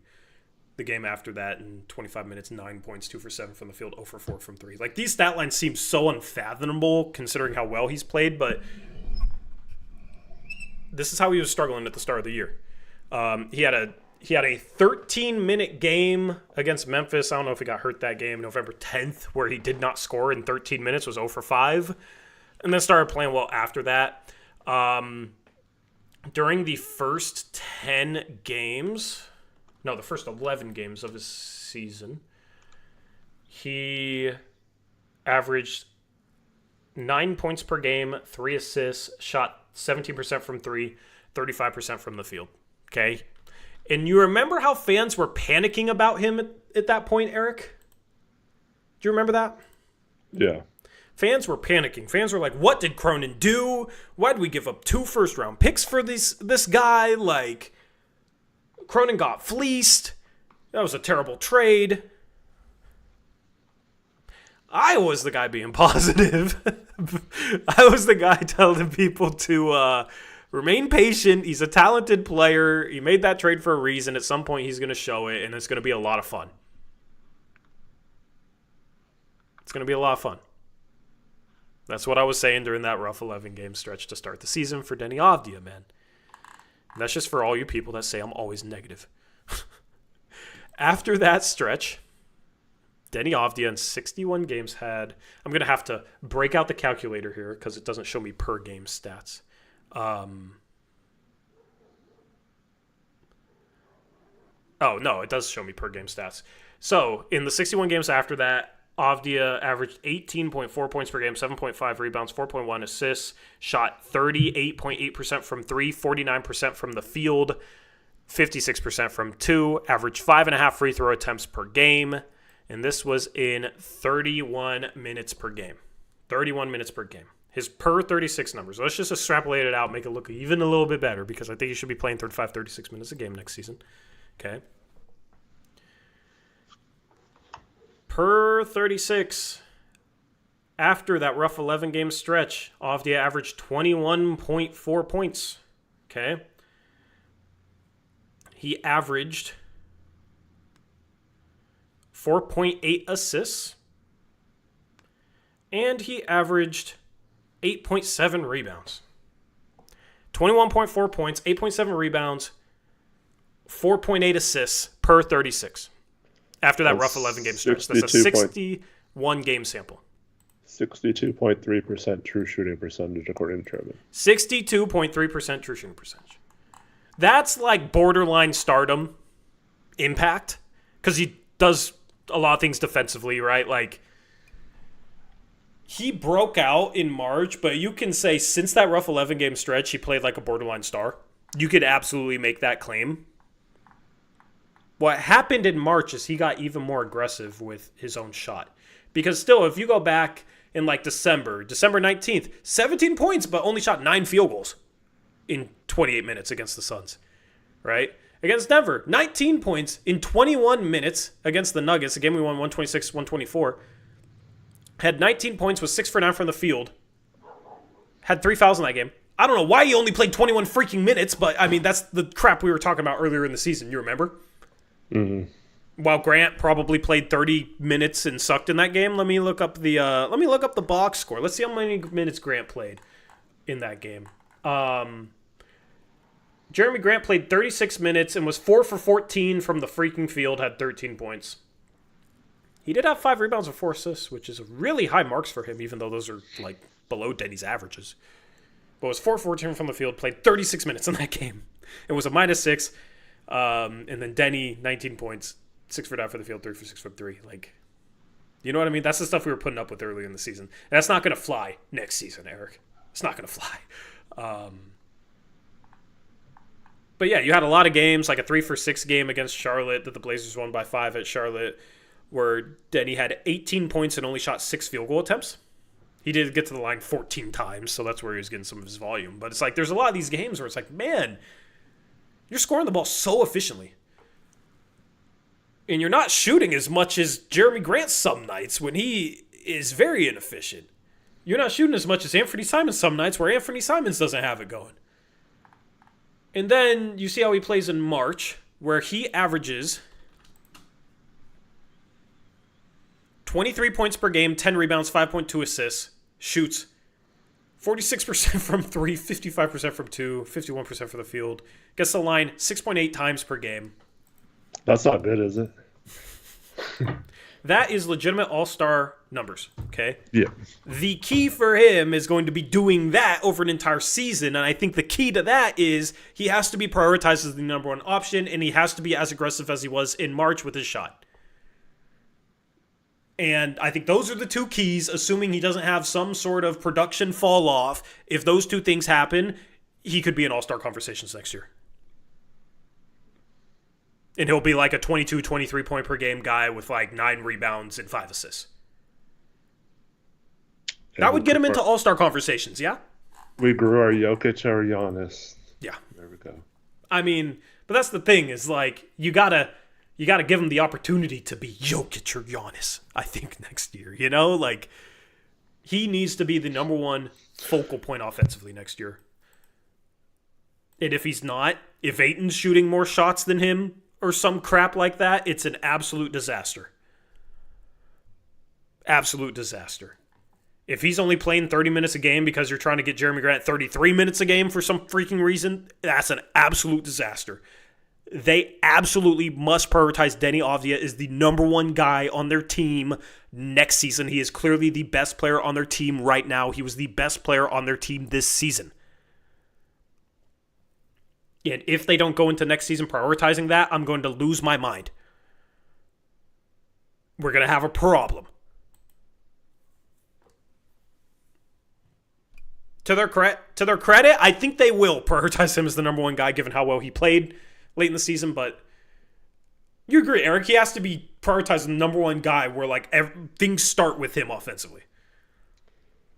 Yeah, I think that's how it should be. I mean, I guess you could make the case over the last couple weeks that Sharp could make an argument as well, but I think Sharp will get his shots up even if he's not prioritized offensively. I think if you have Denny as the priority with Sharp getting off-ball screens and moving around. That's how you improve your offense schematically and get them both involved in the offense. If Anthony's still here, you use him more as a floor spacer slash, suck the defense out of the paint type player for those screens to be more effective, for Denny's drives to be more effective, for Scoot's drives to be more effective, that kind of stuff. I do think that that's probably if we're going to take a huge jump without it being a roster change, I think it has to be playing more that way. Yeah. If we look at Sharp's last, let me see here. If we look at Sharp's final 22 games, starting on February 26th, because that was his 36-point night against the Wizards at Washington, his big dunk, all that. Okay, Sharp averaged in those 22 games 22.2 points per game, 6.4 rebounds, 3.4 assists, 2.6 turnovers. He shot 46.6% from the field, including basically 30% from three and 58.5% from two. Okay, that was like the best 20-plus game sample of his season, right?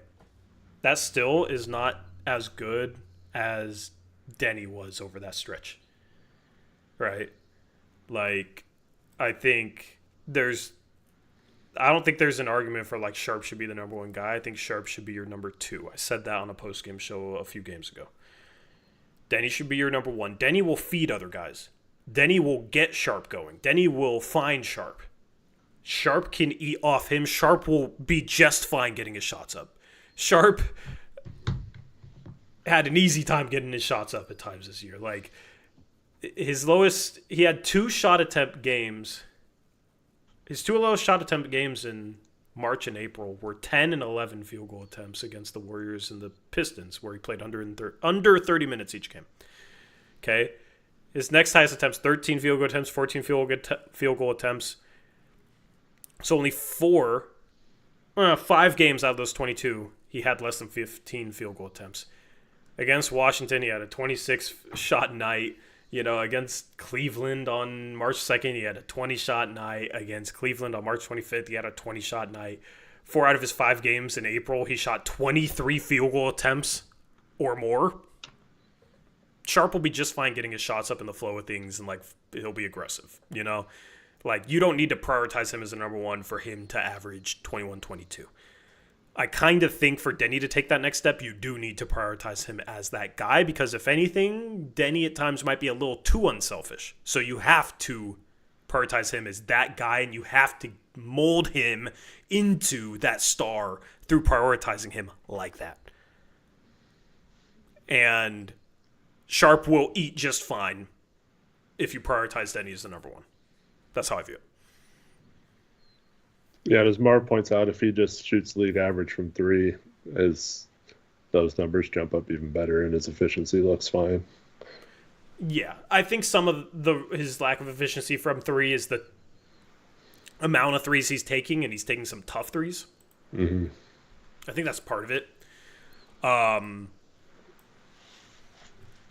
yeah, he made 49 threes in that time. So what's league average from 3 this year? Like 36%? I don't know what it was this year, but it's usually somewhere in the 35 to 36% range. So let's say he makes 10 more threes over that stretch. That's another 30 points in 22 games. His scoring would be 1.36 points per game more. So I don't know where you got it would go from 22 to 28. We're just talking about the whole season. That still seems way too high. That's still, because on the season he shoots 30% from 3. Well, what 1 point? If it's 1.3 for like 20 some games, that's almost 1.3 points more per game. Because 30 points more if he made 10 more threes over that 22 game stretch. That would be if he shot 36% instead of 30. Mm-hmm. So let's just say he shot 36% from 3 this year. He shot 31. Okay, so let's just say totals.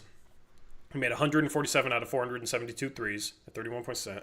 Let's say out of those 472, he made If he makes more, he'll take more. I mean, he's already shooting 7.5 threes per 36 minutes. He's already shooting some tough threes. Like, if he makes more, he'll take more, and he'll probably miss more if he's taking even tougher threes, you know? That's kind of the problem with the logic there. Unless having Denny run the offense opens up. Yeah, opens up more. But, like, he kind of needs to improve from 3 first before we could say, like, oh, yeah, his volume should increase, because he's already shooting a lot considering he doesn't shoot them particularly well.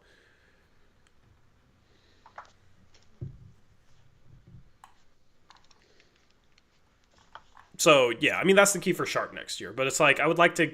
He got more open catch-and-shoot threes his rookie year and shot 36%. I think he needs a few more of those. I think that could happen off of Denny. Mm-hmm. And then he can attack closeouts if he's shooting the 3-ball a little bit better. Guys will close out on him a little harder, and then he can attack downhill. That's why I think he can eat off Denny. I think that absolutely should be the key. I think Scoot, with his improvement as a catch-and-shoot guy, I like him better next to those guys because I think he can play off of them. Scoot this season shot 35.4% from 3. Better than the 32.5% he shot his rookie season.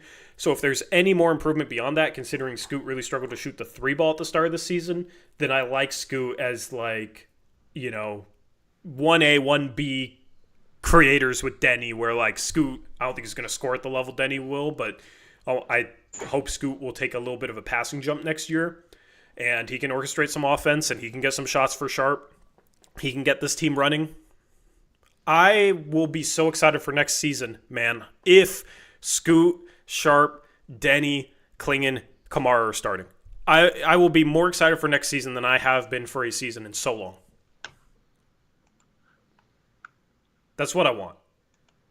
That's what I want. For as frustrated as I am with some of the things this team is doing, like, that is what I dream about as a fan. Did you guys talk about Jeremy's comments? No, we did not. Are there exit interviews up? Do you just want to respond now? Maybe we can save some of them for tomorrow. It seems like maybe they aren't going to have any tomorrow, and they just did them all after the game like last year. Yeah, that's what I thought they were going to do. Yes, there were interviews. I think most of them. All right. Do you want to react to Jeremy's comments? We can save the rest. Maybe tweet about them, and we can, like, actually save clips tomorrow, I think. And they're all up on YouTube. They did every player. Okay. It's 3 minutes, 15 seconds. Okay. I'll just play the whole thing through. I'll just share it too. And then we can react after, okay? Does that sound good, Eric? Yes. Okay. That is the plan. Okay, I need to make this full screen.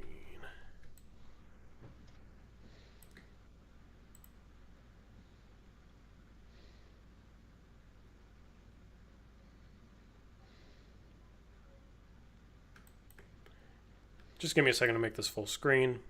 Do you want to thank Emma Lom with the $5 donation? You want to read it off, Eric?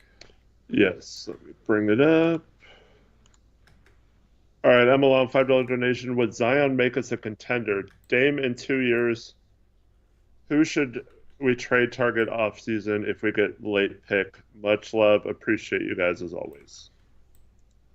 Thank you. Appreciate you as always. Thank you, Emma Lom. Thanks for being supportive all season. I mean, if we traded for Zion, it kind of depends on how much we gave up if we're in a contender. But with Zion, and theoretically, if we kept most of the young core 5 that Tori is talking about,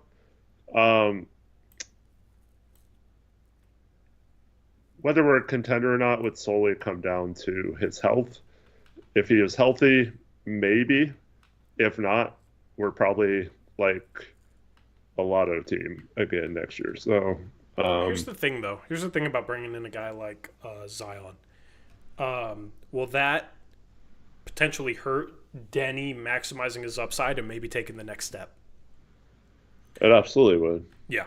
So like, Um, I'm not really for I'm not really for that. I think you try and maximize Denny now, maximize the guys you have now, and then down the line, if it's not enough, which is probably the most likely thing, you hope that the Bucks picks pan out, or you hope that you can trade for a guy that complements those guys perfectly, that can take you to contention. I think that is the best path forward right now. And I don't think Zion fits into that. This team already struggles to shoot. Zion's not going to help with that. Of course, you could put the ball in his hands, and he's really, really, really good. And it's not a contradiction to Zion. Like, if he's healthy, he might be good enough to be the number one on a contending team. I just think with his red flags, I'd rather just see if Denny can make that jump and then figure out something like that later. Because I think later on, there's going to be, offensive talent that you can trade for. We've seen guys go for a little lighter package recently that are borderline star caliber players. I think you just can be patient there and just see what you have with Denny and not take away from that opportunity for him. yeah, I'm almost like, I mean, yes, I do understand that Zion, if he's playing, is better than Denny, and Kamara, obviously. But, I mean, if you trade for a forward, you're kind of, like you said, limiting those guys or how effective they can be or whatever. So I don't know. I think Zion, it would take too much to get him. I think we'd have to trade part of that core if we ultimately did trade for him, and I don't think it'd be worth it. Yeah. But I mean, I would understand it, I guess, taking a big risk, and I would kind of respect that this team didn't just run it back or whatever. But unless it's like Jeremy and Anthony and some picks, and we keep the most of the nucleus. Like I don't really like going for Zion when we have Denny already. Yeah, it's like, don't keep the status quo, clear up some room for the young guys, but then just keep it simple and prioritize those young guys that you already have. Like, yeah, is the easiest way forward. All right, let's listen to this Jeremy Grant interview. Let me just answer the rest of this thing. Dame in 2 years. It's just so far off the radar right now. I mean, sure, if Dame wants to come back at the end of the year, great. Who should we target trade-wise in the offseason? We'll have a lot of shows to talk about that later. Yep. But today, and I'll say this: the only way you'll prioritize getting Dame back is if he's bringing Giannis with him, like right now. Like, yeah. If you can bring Giannis with you, we'll take you back. We'll trade Sharp or Scoot and some expirings, because we'd contend next year with like Denny, Giannis, and Dame. That's a big three right there, man. And Tabani. Like, could you imagine, man, after all those years with Dame, it's like we can't surround him with enough talent. We can't surround him with the right forwards. And then it's like, oh, here, we got Dame back, but here's your forwards. Giannis, an all-defensive second-team member that just shot 37% from three and is on a cheap contract and 23, 24 years old. And Denny Avdia, who might be a 28-5 guy, like... Oh, and a top 5 rim protector in the league going forward. I mean, a phenomenal screen setter with Klingon. Like, yeah, obviously. But assuming that is not going to happen, yeah, Dave's just not going to happen. All right, let's listen to Jeremy. Your season, didn't exactly go maybe the way you wanted to, and then you got hurt at the end of the season, but how would you evaluate it? Personally, definitely a down season. It's been better figuring things out, but the team came together and did what we were supposed to, win a lot more games. So looking forward to figuring it out. Can you pinpoint why you struggled for part of the season? Just different. Just different team, different offense. So just figuring it out. Didn't make the proper adjustments. You weren't very comfortable for a while? I wasn't. You weren't very comfortable for a while, is that? Yeah, I would say so.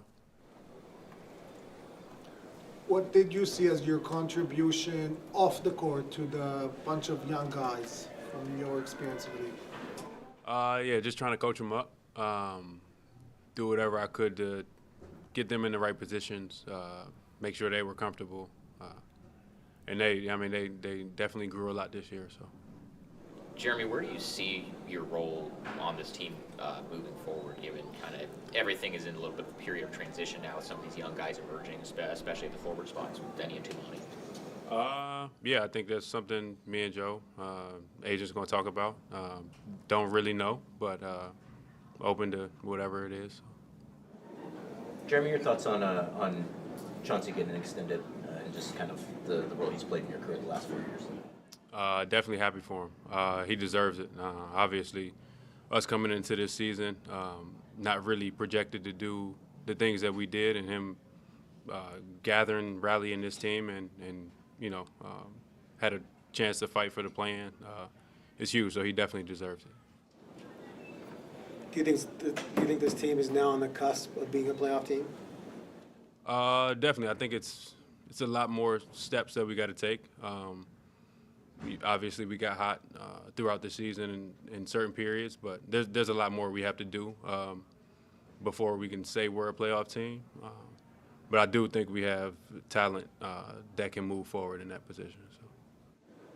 Jeremy, you're the elder statesman now, and as you kind of look around, a lot of guys your age are kind of looking at things that make sense for you for last couple of years. Are you happy being here? I think it was a lot more difficult when we weren't winning. So looking at where we are now, starting to win or trying to, I like the direction we're headed. So definitely open to whatever it might be. So there's just conversations we're going to have in the offseason. When you're looking forward, is winning most important? Is it role? Or what's the main thing on your priority list for maybe the back end of your? It's winning, for sure. I think that's always the goal. You always want to win. Maybe when you're younger, you're trying to establish yourself and do certain things, but definitely past that point, and winning is definitely first and foremost for me.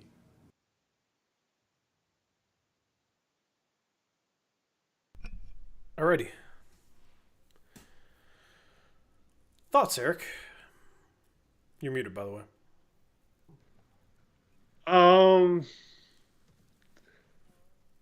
Did that sound a lot like Anthony's last year to you?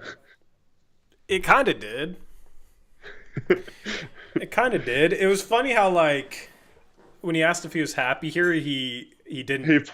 He paused and then said basically, essentially, it's tough when we're not winning. Since we started winning more, maybe is kind of what it sounded like to me. So he wants to win.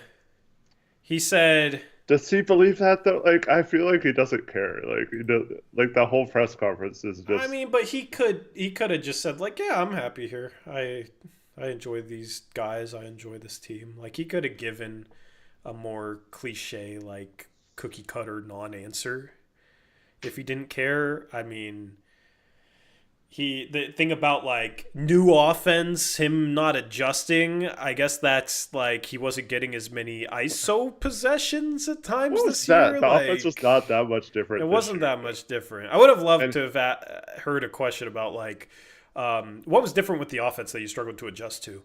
His role didn't change. He just shot like crap. Yeah. He missed a ton of open threes. What the heck?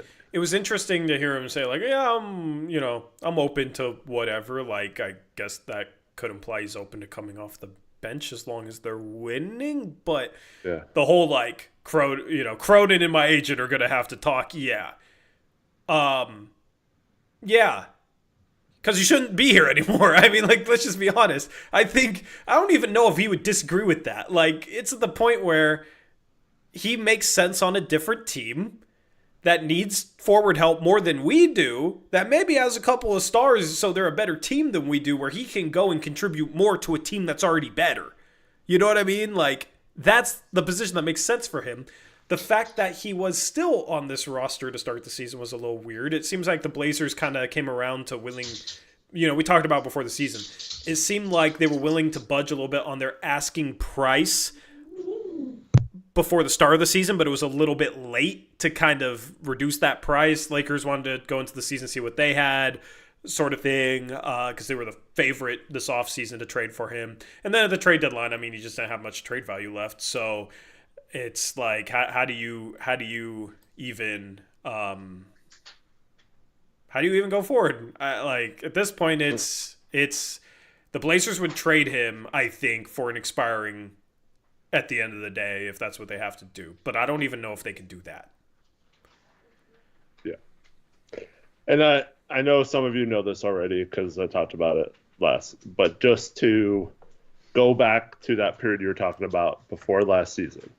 So what I heard was that Jeremy basically didn't do much basketball last summer, then came to Portland, and him and the team agreed that it was best that he not practice at the practice facility. And so for the 2 weeks leading up to training camp, he was working out privately here in Portland and not even going to the practice facility with the team.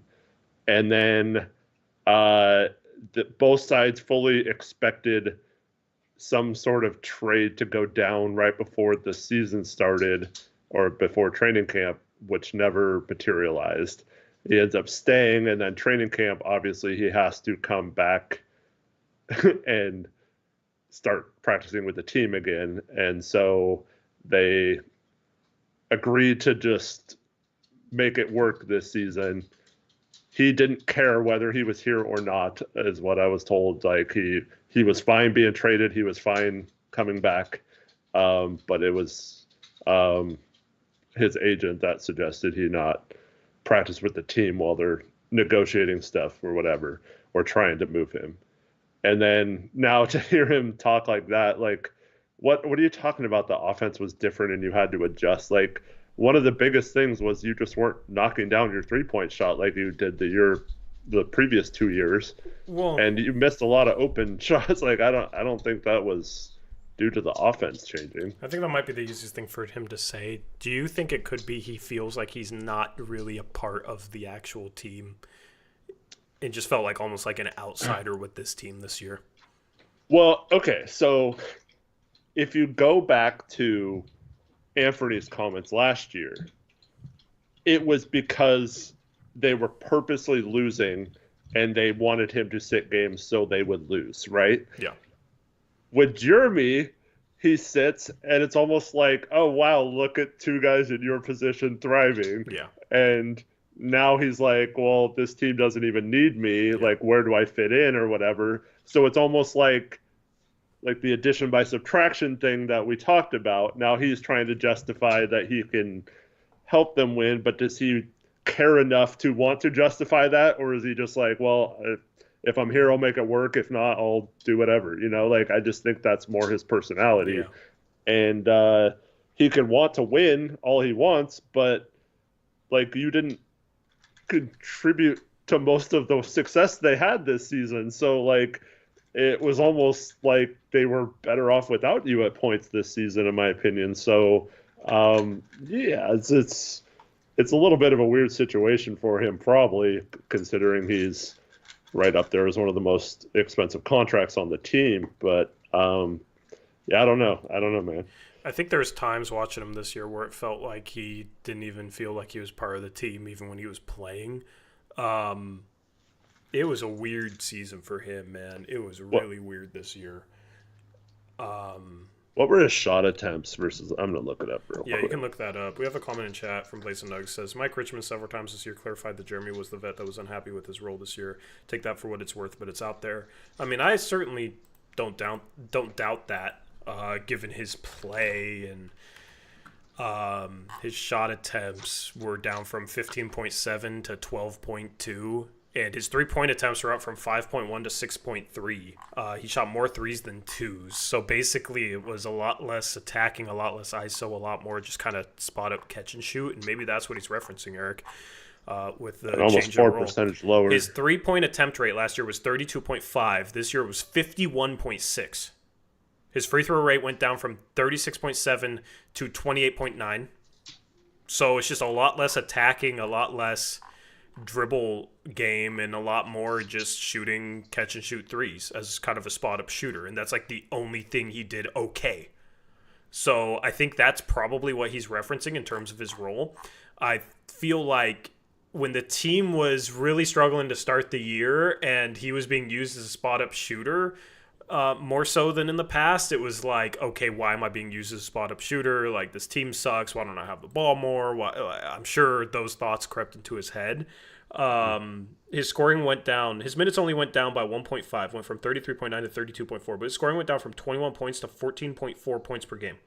And I feel like when they were winning, it was a little easier for him to swallow. When they were losing, it's like, why in the world am I just sitting here in the corner, sitting here on the wing? Like, why did my role get reduced so much and this team still sucks, I'm sure that was a mindset for him. And then, like, if you are thinking those thoughts, it's a lot harder to play well. And then if you are feeling that on the court, you're not going to get the same rhythm, and that could explain a big part of why he regressed this year.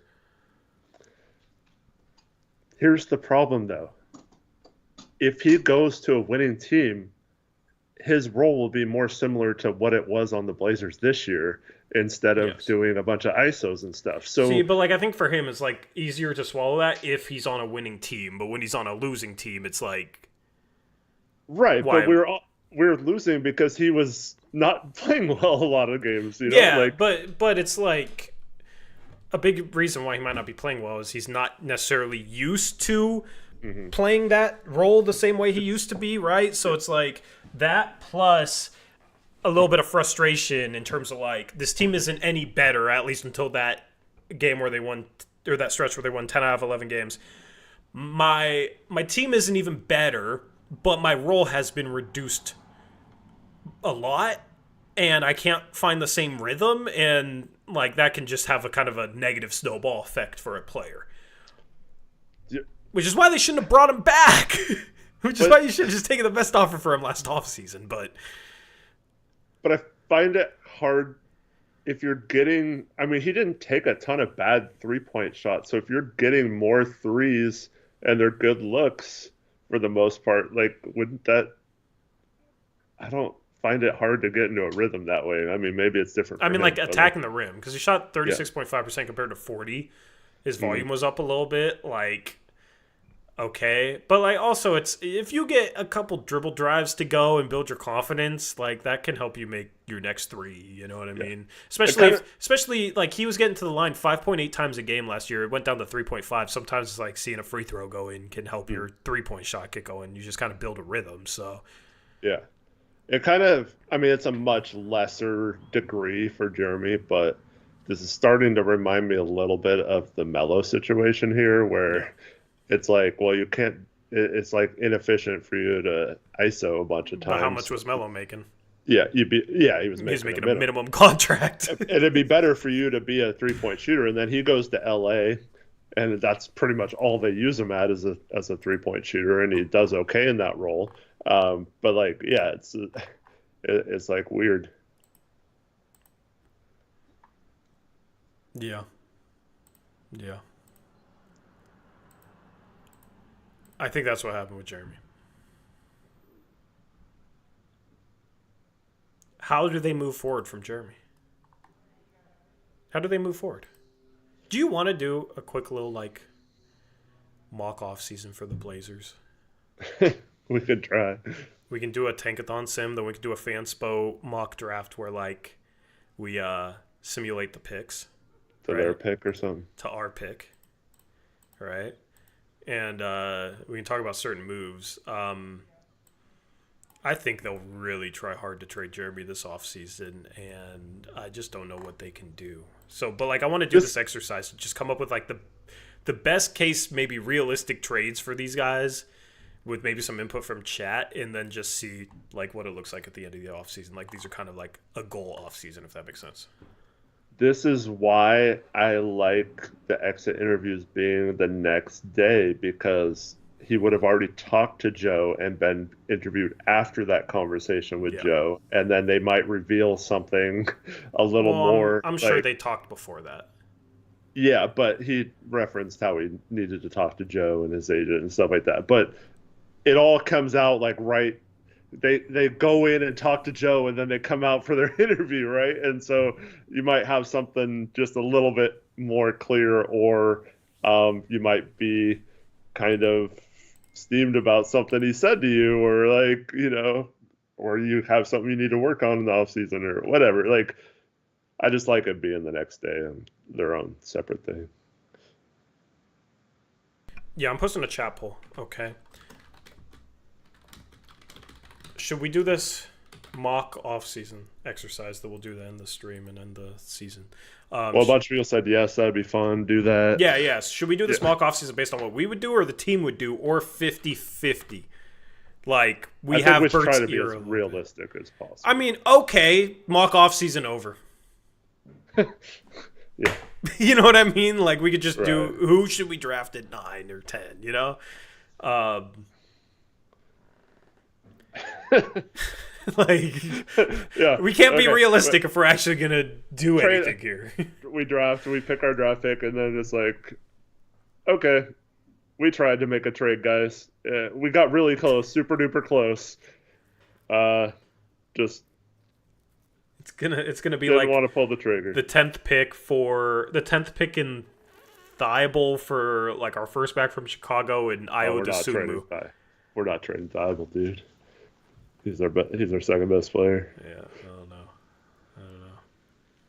Or like Kevin, find a way to get Kevin. Wait. Oh no. I found the Jeremy trade. I think I found the Jeremy trade. Oh my goodness.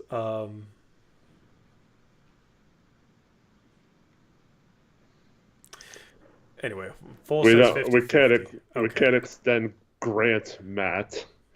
He's already extended for 3 more years. Yeah. Poll says 50-50. Okay, so like we're in the front office. Bert Cold has, we have Bert Cold's ear a little bit. All right, we're assistant GMs, but like we don't get necessarily the final say.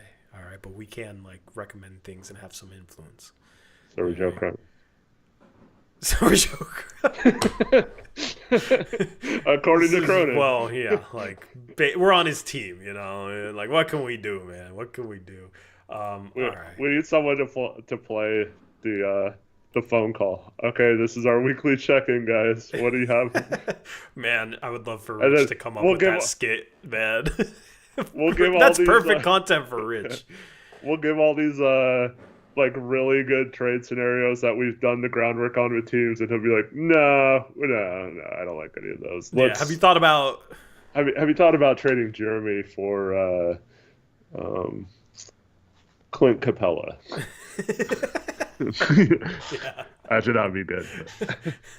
That's funny. Okay, what we're gonna do for the small off season, we'll do another Tankathon sim, even though we're gonna be 10th. All right, but this will be our draft order. Okay, 11 Miami, 10 Portland. Yep, there it is. 9 Houston, 8 San Antonio, 7 Brooklyn, 6 Philadelphia, 5 Charlotte, 4 blah blah blah blah whatever.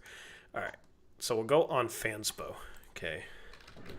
Let me hide Jeremy Grant's stats as quickly as possible. That was the tab I switched to. Disgusting. All right. You just lost all our viewers with that disgusting filth you've posted. Yeah. Well, let me log in. If not, we might just have to do a normal draft order. Well, we might pick 9th, too, depending on the coin flip. So maybe we just do mock draft simulator. Do they have the order updated is the question. Let's do full draft. Let's do, what team do you want to pick for Portland? Auto pick behavior. Do we do standard? Do we do team need? Or do we do chaos? Chat.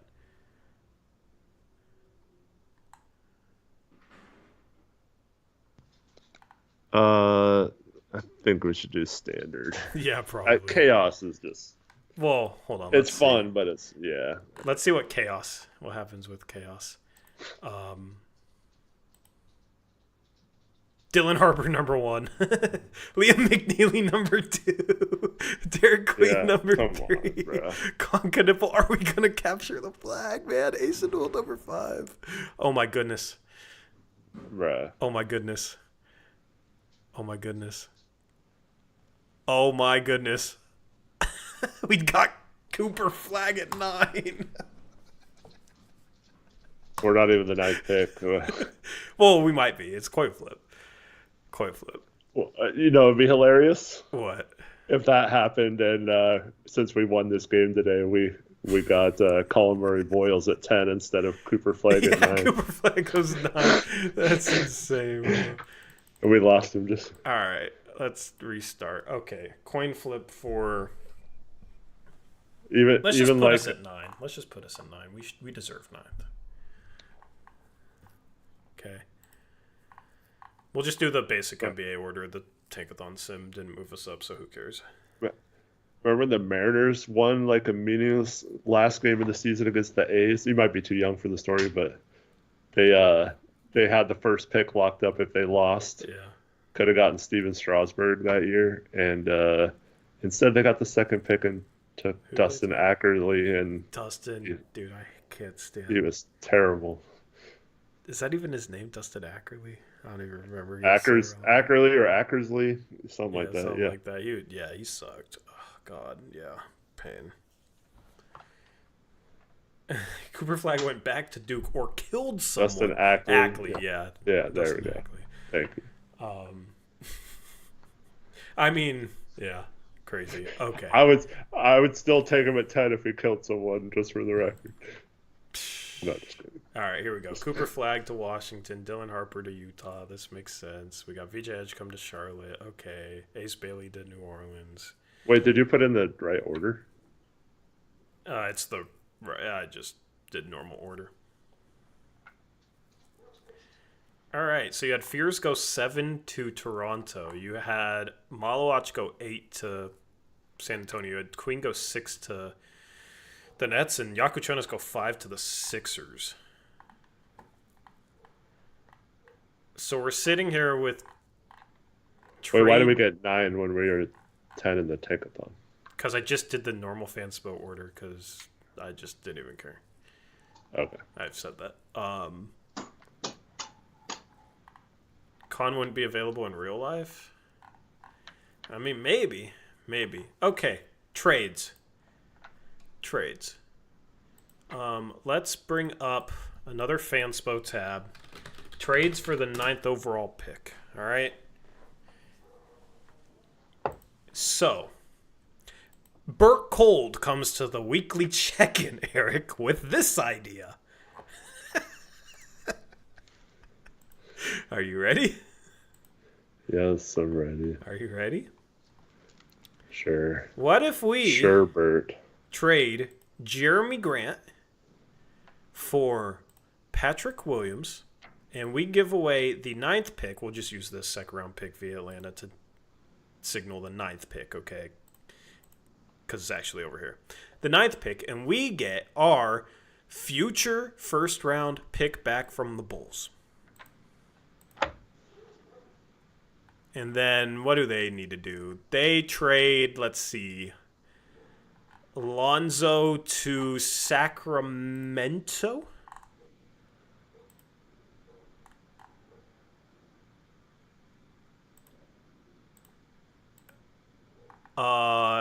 And are they over the tax next year because of that? I'm not sure. I don't think they are. Tax space, $9.9 million. And they have a TPE big enough to take them. Yeah. And they need a point guard, a defensive first point guard. All right? So Burt Cold comes to the table, comes to the weekly check-in with this idea, Eric. What are we saying to the legend himself, Burt Cold? Colde. I don't even know if I'm saying his name right. What do we say to Burt here? So the Kings are absorbing that with cap space. They have trade exception. They have a trade exception big enough. Yes.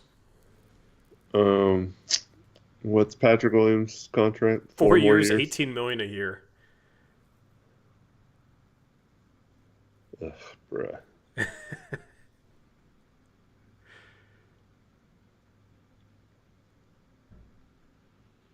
I mean, like, I could justify doing it just to get off of Grant's contract, but Patrick Williams is bad too. But it's $14 million less, and he's younger, and you could just bring him off the bench. I'd rather take my chances with someone at 9, I think. Yeah, I'm probably saying no, but Let's pull chat. Chat will help us out, okay? yeah. Would you do this trade? Yes or no?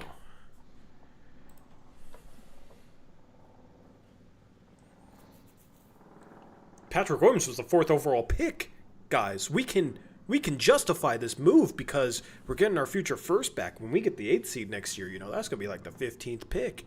And we get a former number 4 overall pick in Patrick Williams who can come off the bench for us and really fit our timeline.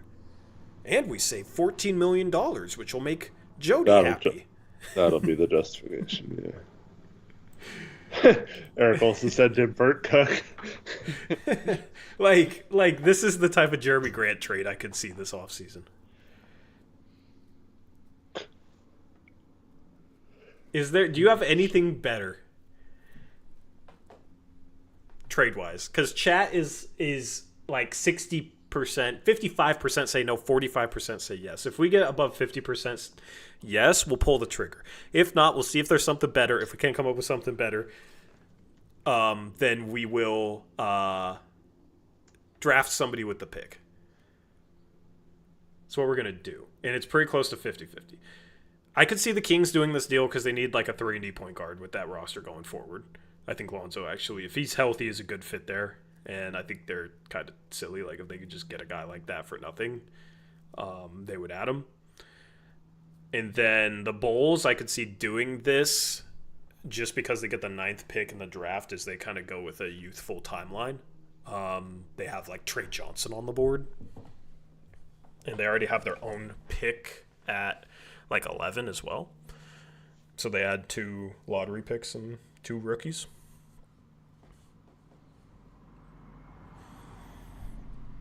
I actually think the Bulls would probably do this. Wow. What's up? Jason Quick just dropped an article. Oh boy. Oh boy. Do you want to know the title, Tori? What? Why the Trailblazers are excited about finally being mediocre. Wow. See, that's why I like Quick, man. That's why I like Quick. And his Twitter thing posting the article says, on the Blazers, the extensions to Cronin and Billups and celebrating mediocrity. Yeah. That's a great title, man. Can't wait to read this. I mean, should I read it? Shout out to The Athletic. Go subscribe to The Athletic. I believe I'm subscribed, and I will read off the stuff that I think stands out, not the whole article. You should go subscribe to The Athletic. We're not trying to, go around their payroll. Oh, no, it's not The Athletic. It is The Athletic. Okay. Yeah.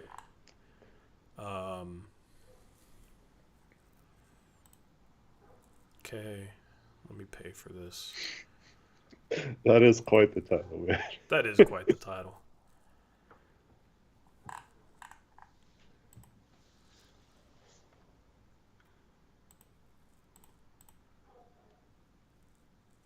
All right. I'm paying for The Athletic. Shout out to The Athletic.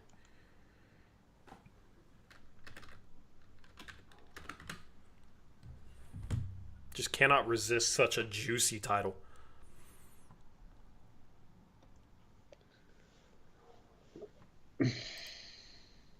Can't resist it, man. All right.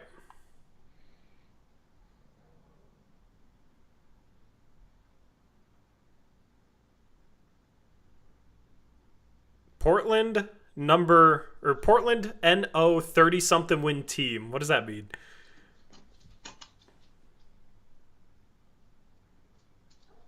Or no, probably no. Probably no 30-something win team celebrated itself more than the Portland Trailblazers did last week. Contract extension for Joe. Contract extension for Chauncey. Back pats all around. This is why you guys should subscribe to The Athletic, man. This is top tier stuff. It's too bad he doesn't really write about the Blazers. I know, man. I know, for real. It's entertaining. For It's yeah. 3 years of ugly basketball. I'll paraphrase some of it. Blazers were respectable and intriguing. Portland won 15 more games. Avdia broke out. Kamara established a league-wide reputation as an elite defender. Sharp, Scoot, Klingon showed development. Forgive Blazers chair Jody Allen for acting like Portland was returning to the playoffs. It's been a long, hard road of coughing through tank exhaust to get here. Where are the Blazers? Are they ready to bust on the scene like Detroit and Houston on the verge of the playoffs? Still a year or two away. I'm not going to read off some of the quotes. I just kind of want to see what like Quick himself says.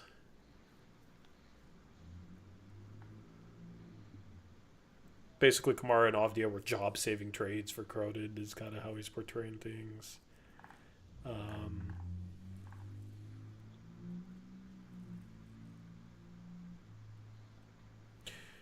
This is a interesting part, considering we were just talking about it. While Cronin hopes his high draft picks continue to develop, he will have to lug around some deadweight contracts that are so unattractive it would be hard to imagine getting a starter in return. The deadweight comes in many forms. Jeremy Grant has a whopping 3 years and $102.6 million remaining on his contract.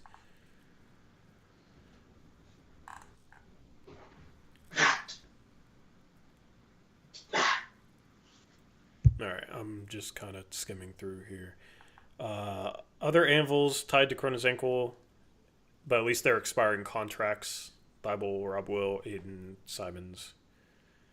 Why Williams is still on this roster is a head scratcher, says Quick. I agree. He was finally healthy at the trade deadline. Competing teams needed centers. He wasn't moved. Yep. The first game after the trade deadline, he re-injured his chronically hurt knee and played one game the rest of the season. Since being acquired from the Celtics, Williams has played in 26 of a possible 164 games. And then he goes on about Billups' extension, says Billups had a tough time winning over the fan base. It's hard to argue with his results. He's changed the culture of the Blazers from a soft, entitled group of youngsters who expected to play because of their contract and draft status to a never-say-die group that gets up into opponents and defends.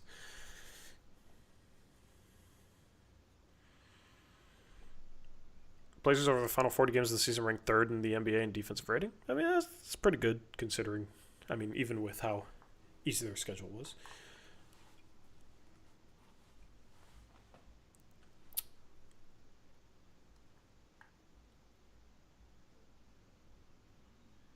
Perhaps in a moment that go down as saving his job, as Bill said midway through the season, he laid down the law, defense or no playing time. Well, kind of.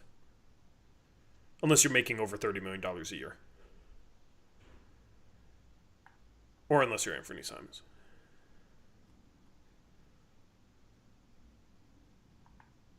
I mean, I hope he applies that to literally everybody next year instead of just selectively. But it's hard to argue with the improvement. In this article, Quick says the Blazers lack that star. Yep, I mean, that is the biggest thing facing this team that we've been talking about for a while.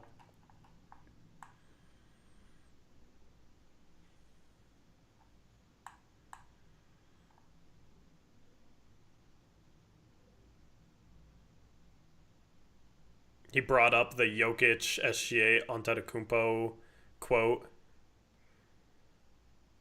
And that how they're trying to raise Denny, Shaden, Scoot, and Ant to be those guys. And Quick says for the first time in 4 years, that didn't sound like a sales pitch. It didn't feel overly optimistic. It felt like reason to celebrate even if it was only 36 wins. I cannot disagree more. That does sound like a freaking sales pitch and does feel insanely optimistic to compare anybody on this roster to guys that have won the MVP or might win the MVP this year in SGA. Like, what are we talking about, dude? Anyway, those guys didn't all those guys basically pop in their second year, like big time too? Like, yeah, I mean, in what year is Anthony Simons? Like, how can you include Anthony Simons in that, dude? He's going into his 8th year next year. Then he's going into his, what? Sixth year? Yeah. Let's see. In SGA's 5th year, he averaged 31 points per game. By his 3rd year, he was averaging 24 points per game. Okay. By his 3rd year. So better than Sharp his 3rd year. Jokic, his 3rd year, was averaging 19 points, 11 rebounds, 6 assists. By his 4th year, Jokic was an all-star. Of course, Jokic got drafted in the 2014 draft and didn't come over for a year. So maybe you can say he finally made the all-star game in his 5th season, right? So Denny just finished his 5th season. But in his 5th season, Jokic was 4th in MVP voting, Eric. Okay? And for Giannis, let's look at year 5.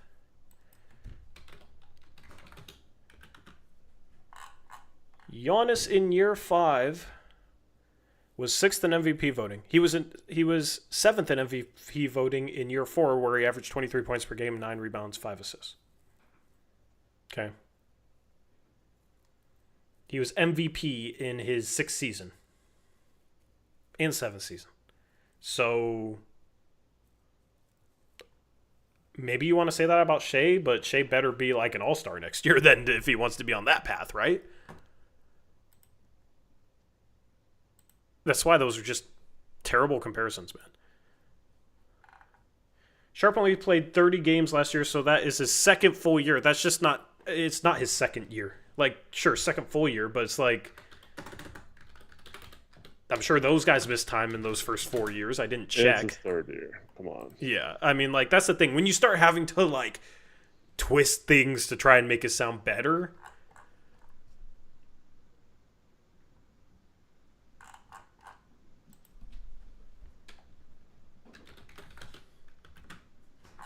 let's see. I mean, those guys, for what it's worth, were relatively healthy their first 4 or 5 seasons. No, SGA, his 3rd year, played only 35 games. Mm-hmm. Was still his 3rd year. He still averaged 24 points per game that year. Yeah. Averaged 24 the following year, and in year 5 was MVP. So it's like, that's the problem with like trying to insert Denny into maybe he could be this guy. It's like he's behind where those guys were at the same age and with the same experience. That's the problem. They turned him into stars. Yeah, but they like showed signs in year 2, year 3, like more signs than anybody on this roster has shown, unfortunately. So a lot of stars too are destined to become stars. Yes, the situation could be influential in helping them get there, but like Jokic is going to be a good player no matter what team he goes to, no matter what franchise he goes to. Yeah. I think the real question is, Eric, can we do better than this trade? Do you have something better to get rid of Jeremy Grant or something better with the 9th pick? What was the vote? I didn't see 51% say no. Oh, so close. Is there a way we can flip him for an expiring contract?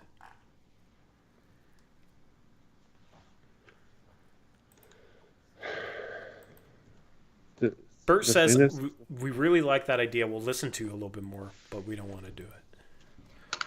All right.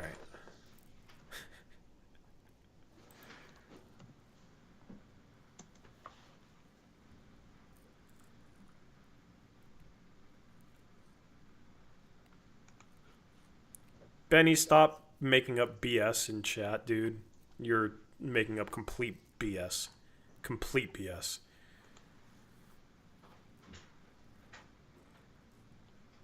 And if you are actually listening to someone, they're making up complete BS.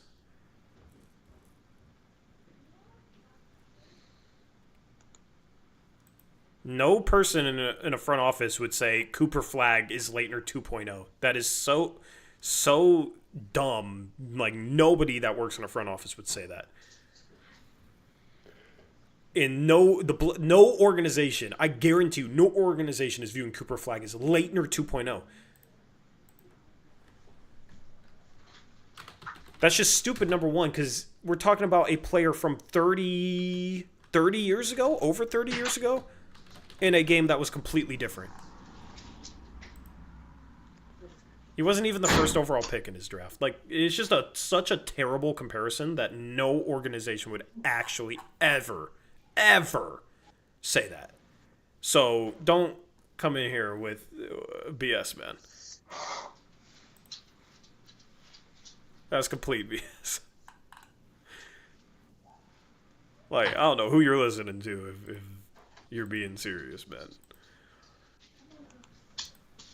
Also, even if you felt that way, why would you not want to get that asset to trade the number 1 pick and get a ton of value for it? For the teams that don't. Player of the year in college is a freshman. Like, it's just BS, man. It's just BS. Just BS. I wish you were there with me. Well, unveil your source, because your source is BS. So you might as well unveil him. Let's hear it. Let's hear your source. What sauce said that? Was it the sweet and sour sauce, or was it the honey barbecue sauce? What sauce said that to you?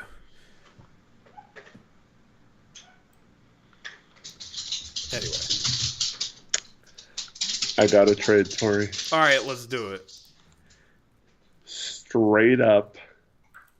Let me see if this works. Hold on. No, just say it to me. I can check. Like, let's just I'm explore the okay. parameters. All right. This is simply to dump salary. Jeremy Grant for Terry Rozier. Does it work? It's close. I don't The Heat think- might have to include well- another contract. But All right, Bert. What about Terry Rozier? I'm never dealing with the Heat. That's true. Never mind. Crap. Dude, Rozier. You bozo. I'm not dealing with that. Damn. Well, also, I think the Heat want to like preserve cap space so they can be free agent player the next couple years, probably. I mean, they got Bam and Tyler. I don't know. Yeah.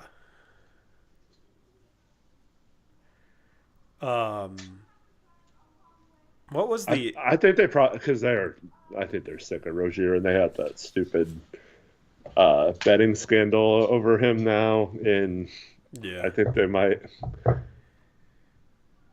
Yeah, maybe, but I don't think it's for Grant, and I don't think Bert is pounding the table saying, I am not dealing with that organization. He won't even say their name. So, Right. Crap. Yeah. There's now a dent in the table. Darn it. Sorry, right. Bert. My bad. Oh, here you go, Eric. Here you go. Here's your trade, actually. Yusuf Nurkic and Grant Williams. But why did the Hornets want Grant? They just want a different Grant. Who do they get in the trade, in the draft? The Hornets? Yeah. They took VJ Edgecombe. Oh, okay.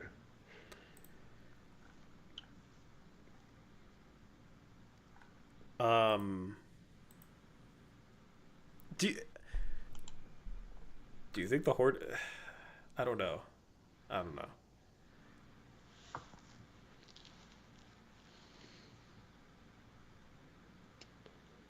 Do we think the Hornets would do this, chat?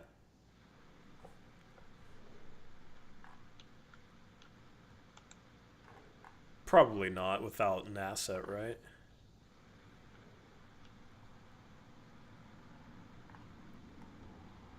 So, like, what's that asset that would make sense for us? You know?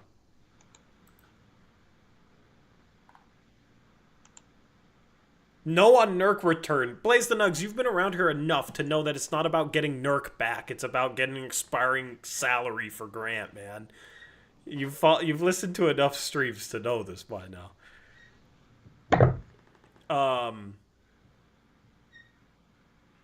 So what's the trade for Grant then?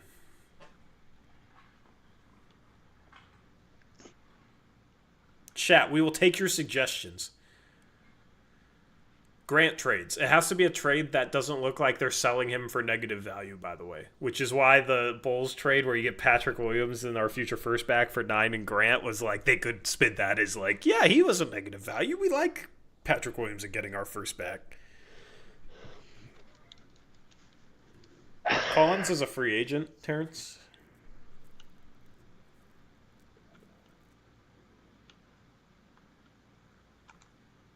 So, where do we go with this?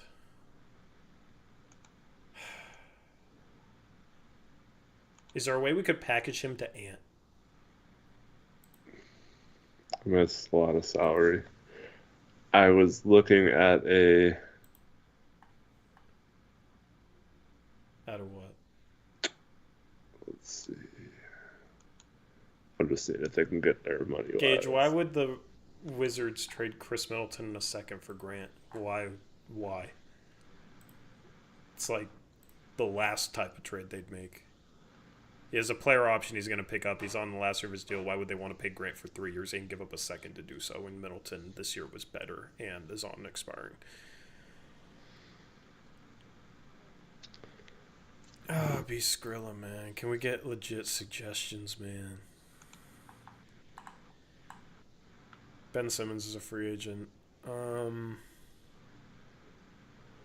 all seriousness, I would totally take that Nurk trade for Grant, but I'm not a Nurk fan. Yeah, I mean, it's not. If Nurk's the backup center next year, it's fine. Behind Klingon, it's fine. Whatever. Like, what about Grant and Robert Williams for Van Vliet? I don't see why the Rockets would even consider that. They have a team option for Van Vliet, so it's like, I don't think they would do that. I think they'd rather just have the cap savings. Van Vliet contract sucks. He's expiring next year if they pick it up, or he's going to be a free agent. Yeah, like the. I think they might pick it up to just try and use this contract as a trade. Yeah, I mean, at the end of the day, how do you make Jeremy for Tobias work? Is it even possible? I think Tobias is better than. I know. Oh. Miles Bridges? No way. I don't want Miles Bridges on this team ever. He's a. Guys. If you don't know what he did in his past, you should look it up. That's why I don't want him on the team. Yeah, not him. But so Wyatt's saying Van Vliet is awful. Guys, we're trying to get off Grant's contract and save money next offseason. The whole point is to get an expiring contract. It does not matter who the player is, as long as we get out of Jeremy Grant's contract without giving up a ton of assets. Yeah.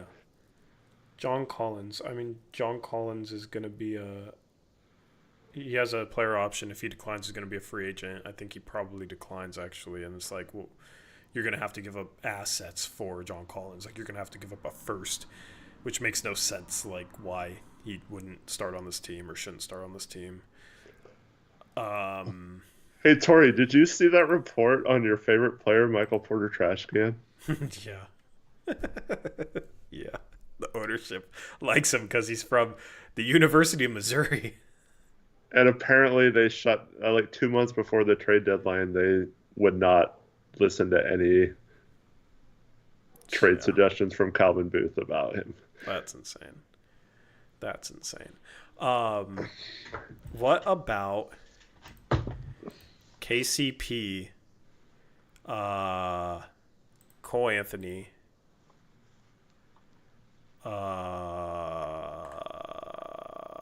Gary Harris for Grant and Simons? They probably have to include another salary.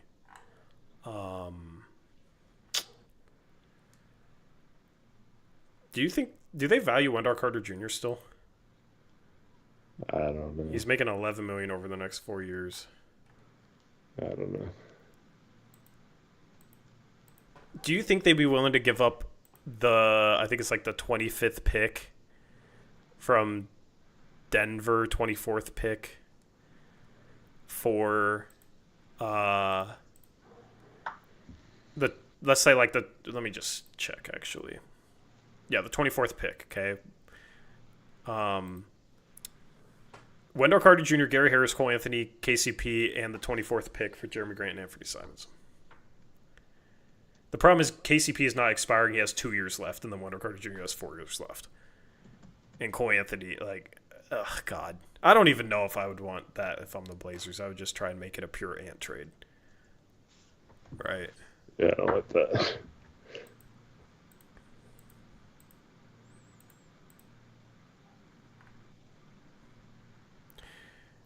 I think we'll trade Ant to Orlando for like Gary Harris and Cole Anthony.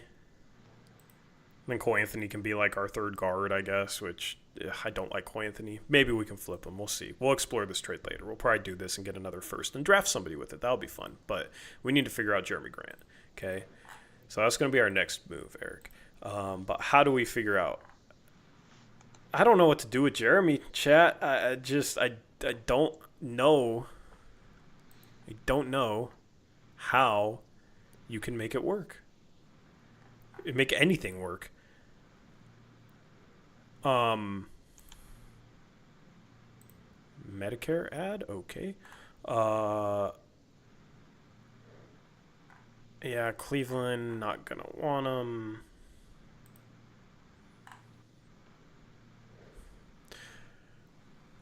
What about Bradley Beal to a third team in the Suns game? I tried to make that work. I tried. I was looking at Paul George to a 13 too, but Wait, is Bradley Beal expiring next year? no, he's got a player option, Oh, is it a player option? Yeah, and that's what I thought. it's like 50 something. Yeah, no. Did I listen to Chauncey X interview? Not his interview. I listened to it from this morning, but not afterwards. If you have any key sound bites, you can post them in chat. We can give our thoughts. But, dude, I don't know. There's Yeah, a lot of that stuff we'll listen to tomorrow and or today, and then talk about tomorrow night's show. Yeah. Dude, what is there for? I mean the. No, you got the planes. Yeah.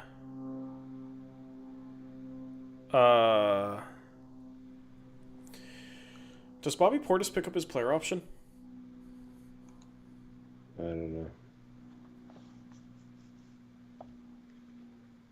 What is it? 13.4 mil. Yeah, it's going to be close. A little more than, or it's right around the MLE.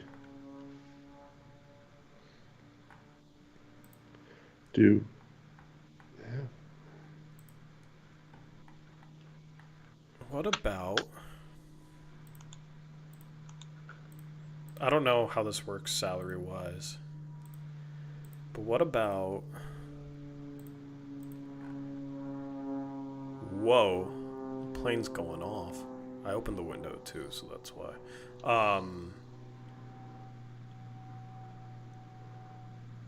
Anyway, is there like planes circling above my head?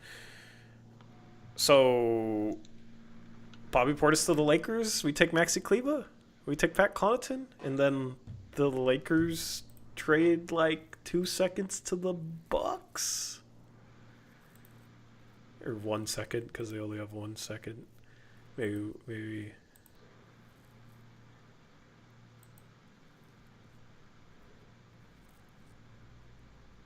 Could we use our mid-level exception on like draft night?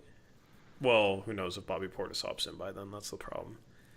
But like use the taxpayer mid-level exception to absorb Kleba. You know? Are we going to be able to do that? I don't know. So, wait. Is there another salary we can take back from them? Not really, huh?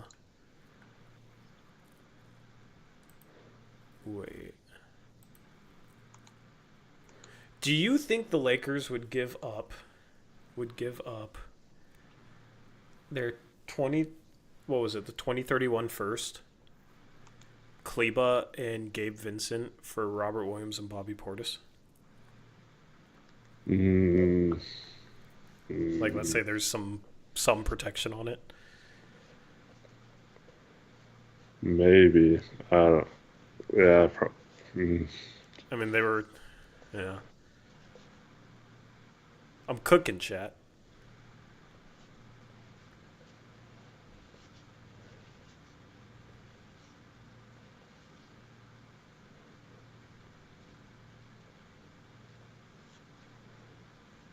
See, what I was thinking earlier is Grant and whatever for Kevin Herter and Zach Collins. Like, yeah, and maybe trade 9 for our future first back, Eric. Was what I was thinking. Yeah.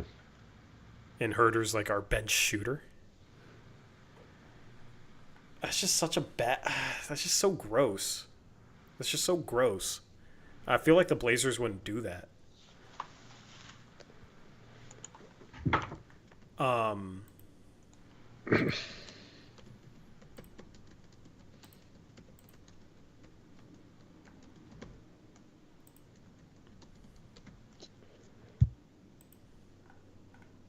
Shout out to Greg, who's investigates $20 donation, says, "Hey everyone, it's time to support this channel for another year down. I don't always agree with their takes, but I know what it takes to do what they do, and it's not easy. So if you tip your waiters, then tip them. Boom. Absolutely. Thank you, Gray. Appreciate your support, man. Thank you for the $20 donation. Thank you, Gray, and congratulations on winning our bet. At the buzzer, too. Crazy. I can't believe you won your bet, man. That's wild. Appreciate you, Gray. I have a question for you, Gray. If you would have been around this morning and I said, let's call off the bet so we can both enjoy the game, would you have accepted that, or would you have let it ride on the game today? That's a good question. Any chance I of was Reed? wrestling whether I would do that. We got to figure out a solution here for Grant, or do we wait? Like, what do we do?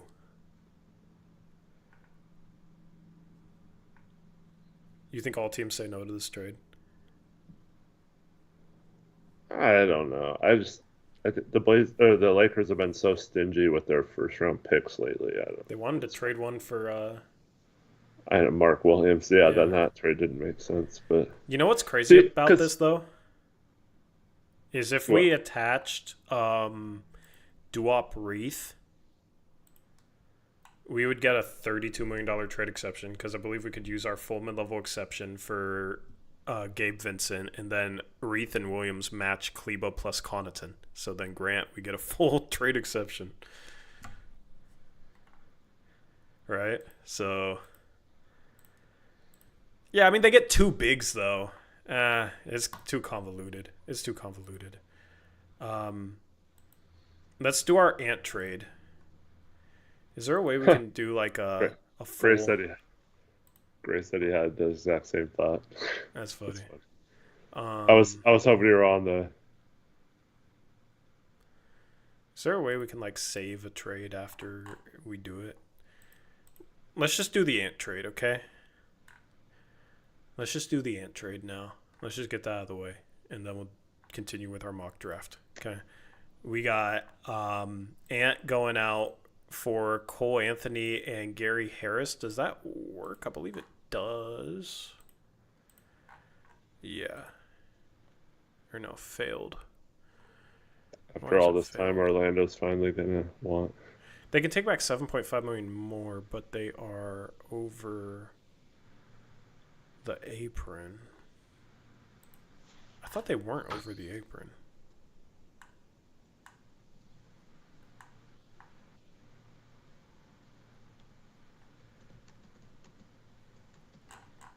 Can you check their salary for next year? Or are they not over the apron this year? So let's say... Oh, they got tons of space below the apron this year. So like Ant this year for Cole Anthony and Gary Harris works. Yeah. The only reason it says it doesn't work is because Gary Harris' contract is over, but he has a player option that he's going to accept. How would the timing of that work? You could just accept it before the trade, but that he'd basically have to. Or no, it's a team option. It's a team option. Okay. So they just pick up the team option. He's not really worth that contract, but they do it to match Ant. Okay, so here's your trade. Do you think the Blazers could get the Magic's pick in this, which is 16th? Let's just say they win their first playing game. I sure hope so.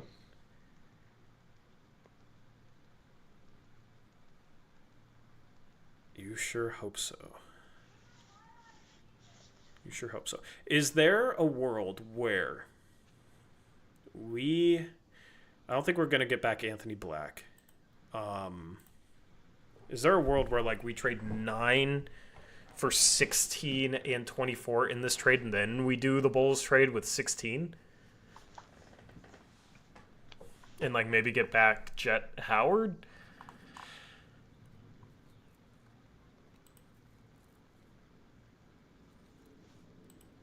I don't know, man. You've already broken Cronin and Bert Cole. I've already broken these dudes. They cannot think this. The call has expired. Okay. It's already over. Yeah. All right. Let's lump in Jeremy to the Bulls here. I still don't get why the Bulls want Jeremy. Well, for our pick back and like Patrick Williams' contract is similarly bad. I don't know. But like, why would they? We don't have a Jeremy solution. Has chat come up with any good Jeremy solutions? No. So we're just stuck with Jeremy, basically, huh?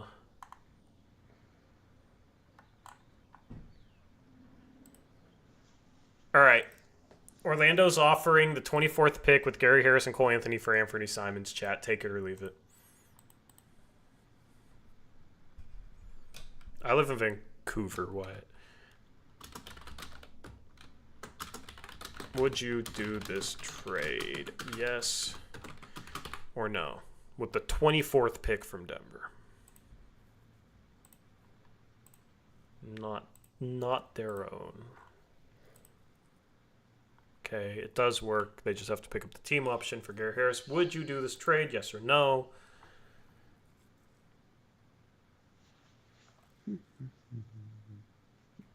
Let's see what the chat says. Eric, it looks like we're taking this trade. Would you take this trade if this was just like their final offer? No. You wouldn't take it. Do you think the Blazers would take this trade if this was the best offer for Ant? I think they keep Anthony if this is the best offer they get. Which is just dumb. I think, like, if this is the best offer you get, you'd take it for sure. Is there a way you could flip Cole Anthony somewhere to make that pick a little better? To make the pick better? No. To get so he's not on your team? Maybe.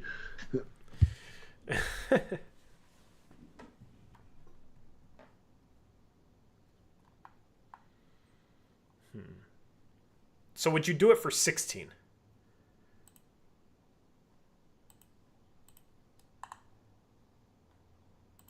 Would you do it for... Oh, he's gone.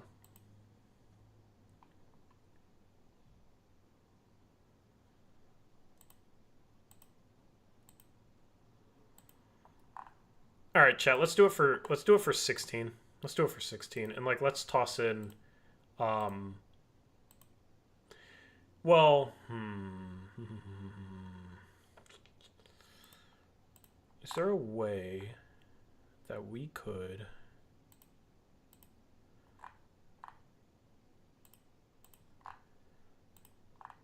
do this? Not short. Wait, do they have a... Oh.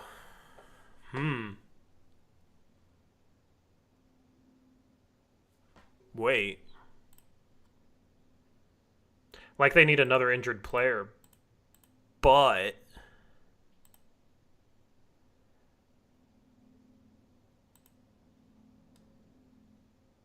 This for 16?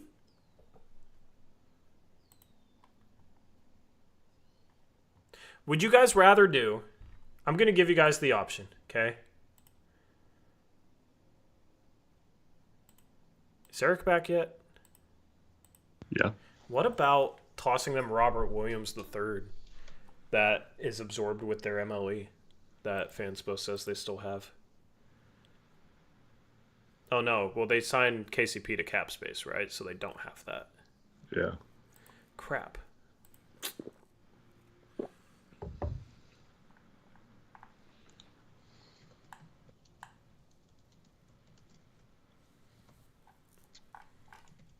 How do you sweeten the pot to get to 16, Eric? Would you take the Anthony for Gary Harrison Cole Anthony trade if you're getting 16 back?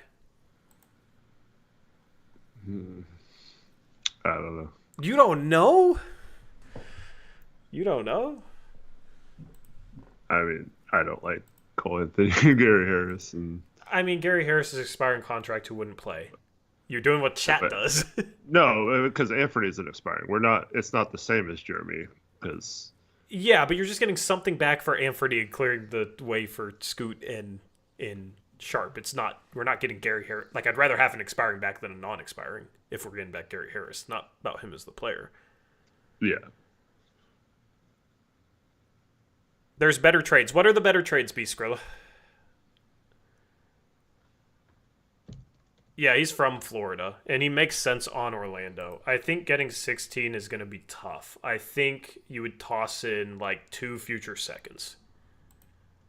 If you're lucky. If you're lucky.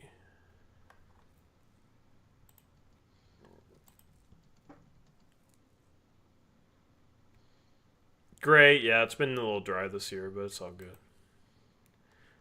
All right, let's just say we trade 2 future seconds. We get back 16, all right? Maybe it's 24, maybe it's 16. We'll trade 2 future seconds, get back 16. I'd rather do that than get 24, considering this team doesn't value future seconds. So would you trade Simons and 2 seconds for 16th pick Gary Harris Cole Anthony? Yes or no? All right.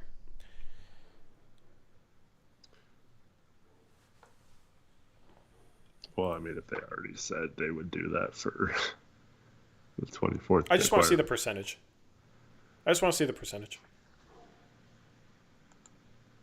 Do we have any way to get rid of Grant with the 9th pick that makes sense? Probably not, huh? So at least we're just going to draft at 16 and draft at 9.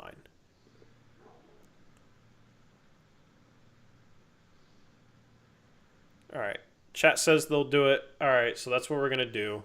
Ant for Gary Harris and Cole Anthony on the books. We are trading the 16th pick. Okay. So we now got the 16th pick.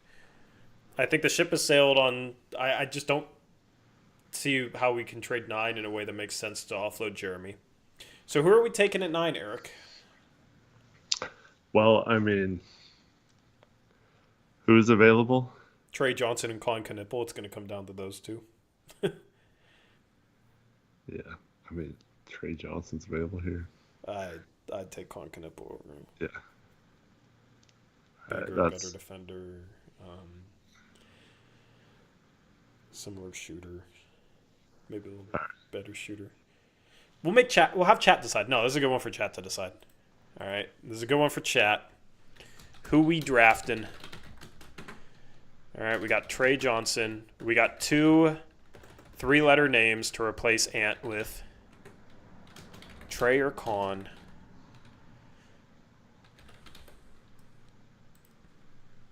Go with what chat decides, because me and you are split, yeah. I mean, keep in mind, we just traded Anthony, too. I know, but it's like... No, I'm just telling chat, like... Yeah. I mean, scoring guard off the bench, you could go with either one, I think. I think I like Knipple a little more because he's a bigger wing, and I think he'll be a little better defender. I kind of have the fear that Trey Johnson is just kind of like Ant 2.0, which I guess would be fine if he's coming off the bench.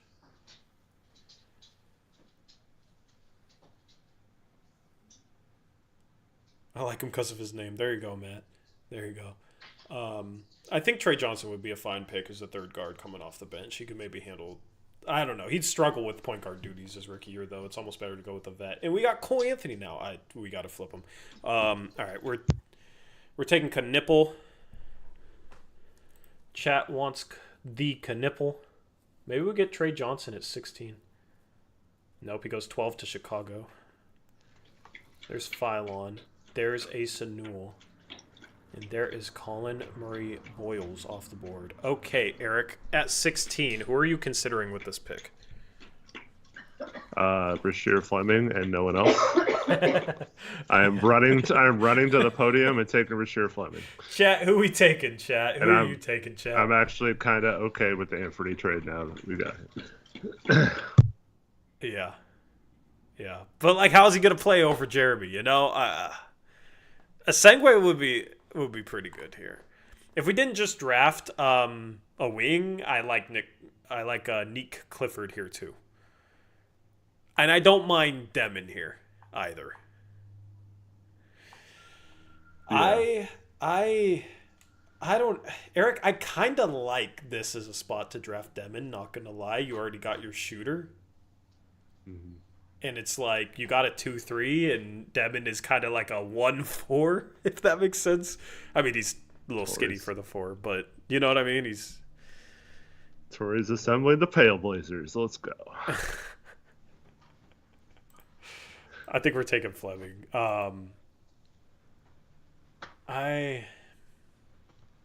It's a little tougher for me. I'm gonna put in, of course. I just want to see what chat says. Yeah. Rasheer Fleming. We're gonna do Yegor Demon. Do Neek and Asengwe was the other two.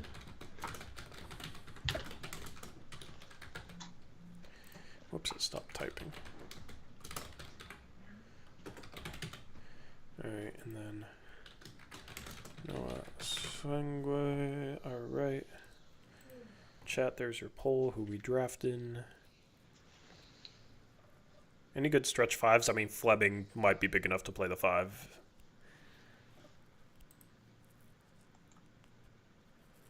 That's how we get some minutes, maybe. Yeah. Also, well, we got to trade 8. We got clear room for him to play. Yeah.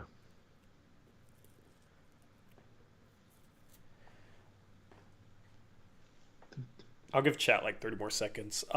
Meanwhile, it's like, how are we trading Mr. Grant?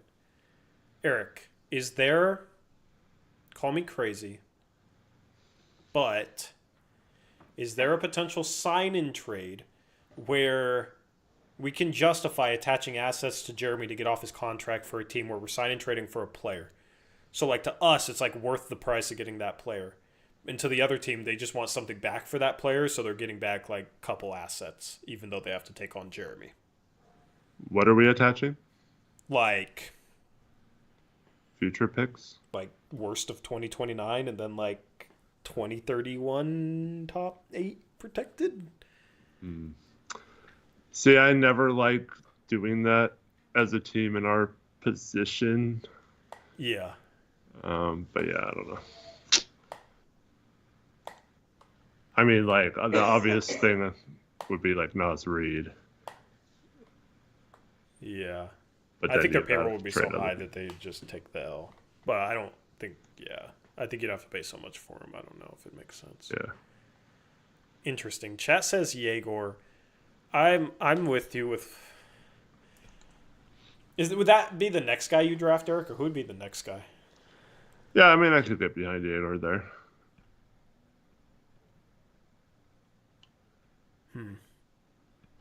What? Yeah.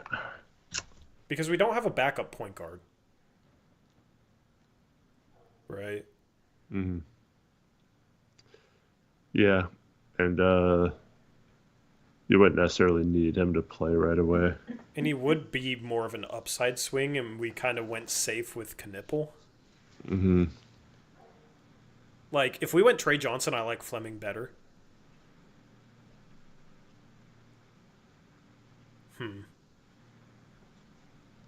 I'm cool with either of those picks.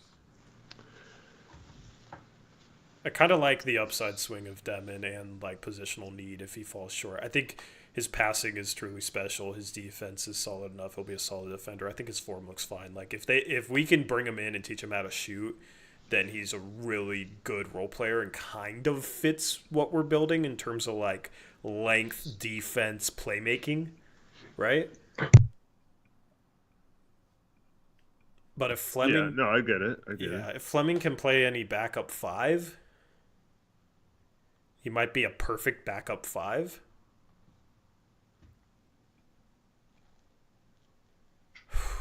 You're still going Fleming? I mean, Chat chose Demon, so that's fine. I don't know if I'm picking Demon. Thought we were going with what Chat. Where do we trade down? Do we trade down and risk it? No, I'd say we just take what Chat voted on. No, we got Brooklyn at 19 and 27. And we include a piece their way. Chat, do we do that? Yes or no in the chat?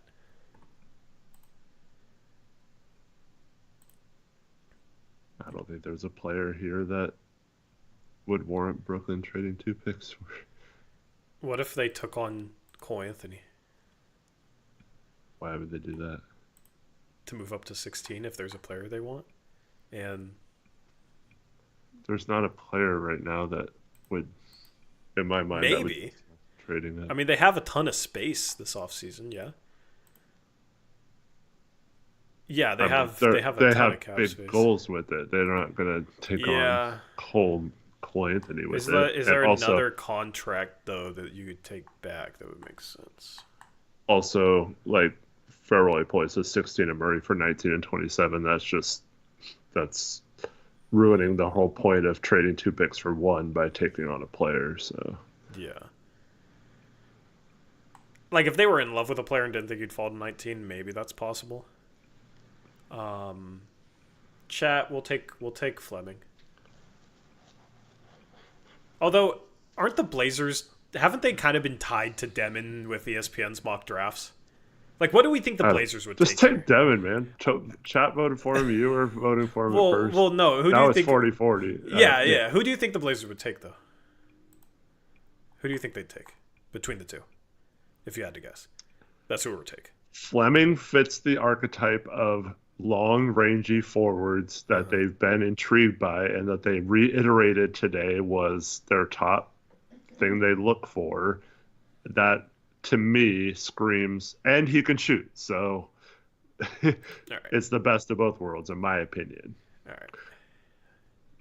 That's what we're taking. And now Fleming's overtaken Demon in chat, so we're good. There you go. Cool. I knew it was bound to happen. All right. We can cancel auto pick mode. We're gonna try and trade for a second round pick, I think. Somewhere. Cam Jones just went 27 to Brooklyn. We'll cancel auto pick mode at the end of the first round. Thiero 29. There's Bird. What's up? Do we have we're gonna have roster spots? I don't know. We'll find a way. We're letting well, who wants Duop Reith for a second round pick? Chris Murray and Duop Reith first. Oh, Sacramento, yeah. Well, they got Valanciunas now. Huh. Let's do Chris Murray for that. Chris Murray, yeah. Just to keep Keegan happy, man. Yeah. Yeah. What pick do they have? 44? I don't know. Something like that. It depends on what happens in the plan, doesn't it?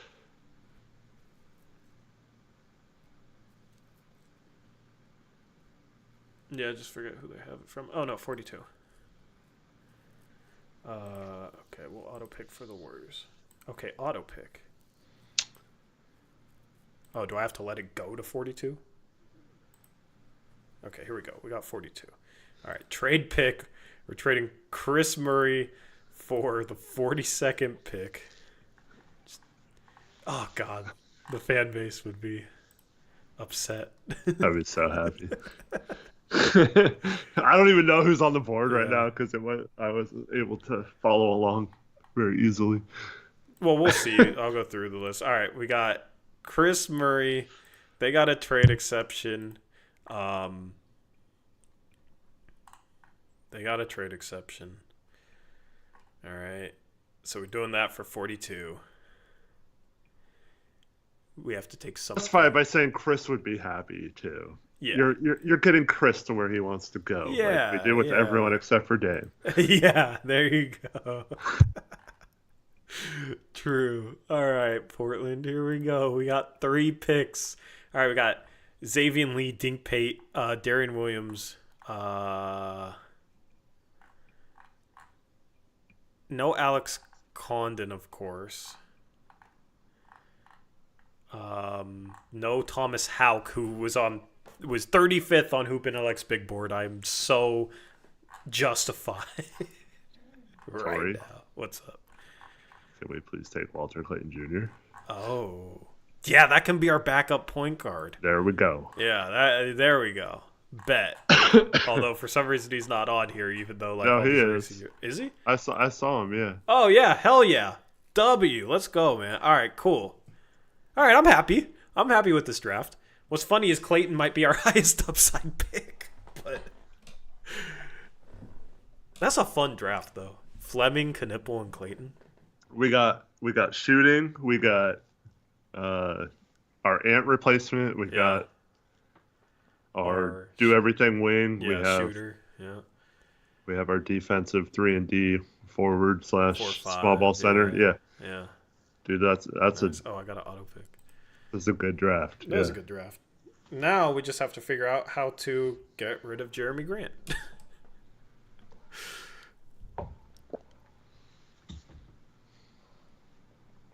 How are we gonna get? So I mean, here's the thing: would you play Grant or Fleming next year? I mean, I would. I mean, you know what I would do, but I think you're fine sitting Fleming for a year. But if he plays well enough to get minutes, that'd be awesome. Yeah. So do we even make any more moves like free agency? I think signing like Mamu Kelashvili doesn't make sense anymore. Now you got Fleming. Mm-hmm. We still have 8. Is there a way we can offload Cole Anthony?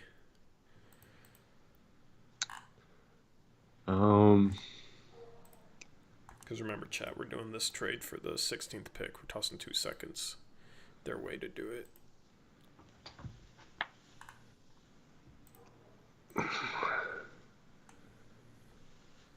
What team desperately needs point guard help?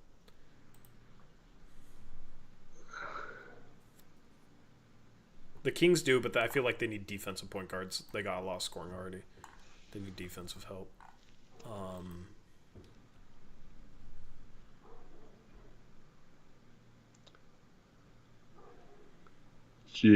Could you? What's Gabe Vincent's contract? 11 mil. And how much does Cole make? 13 mil.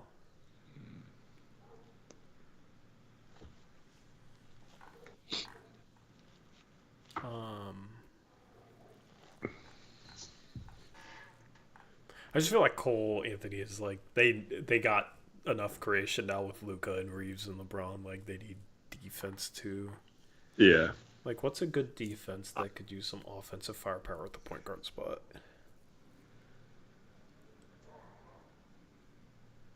Chat, let me know if you have an answer.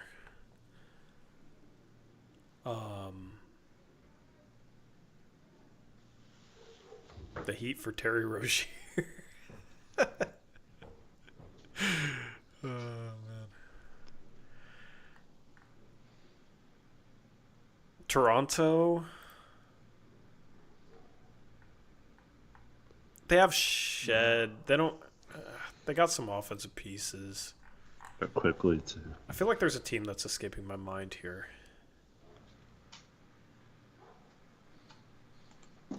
The Clippers?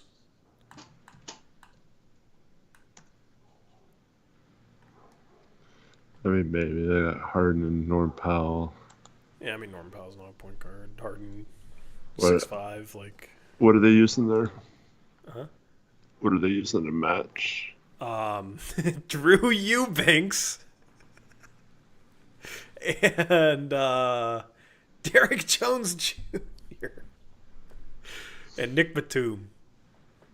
Just get all the former Blazers, man.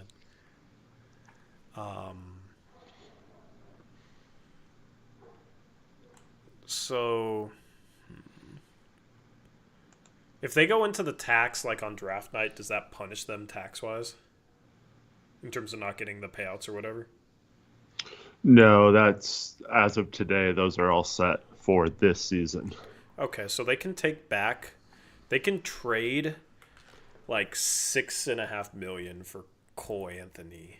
I don't know how that affects them next year, but I could see them like liking his offense a little bit. Maybe we attach a second, but let's just say like Nick Batum has a player option. I would like to bring Nick Batum back in this trade if possible. They're a hard cap. Yeah, I mean, but they're enough below the apron. So they were like 93,000 below the tax according to Fanspo. So like if you did Drew Eubanks, we can cut him. You're on this year. Yeah. Does Drew have a team option or a player option? It just says 2 years. Just says 2 years. We bring back Drew Eubanks. And let's just say we do it next year. Okay, we got I think like Batum plus we bring Batum in to mentor Repair for a year, see if Repair can develop a little bit more. Be that good old vet. And then we need like another small contract. Do you think they'd trade Kobe Brown a trade like this? Do you think they'd give up on him? Like, Yeah, maybe. He didn't factor in too much this year. yeah. So assuming let's just say Nick Batum's probably going to accept his player option. I mean, he's going to be 37, right? It's more than a minimum. So that works for the Clippers. So it's just contract over. But like that works for the Clippers. They're still below the apron during this league year. Yeah, okay, there you go. We trade Ant. We get back Gary Harris, Nick Batum, Kobe Brown. Maybe we waive Kobe Brown. I don't know. We just got 3 rookies, so we just added 5 roster spots.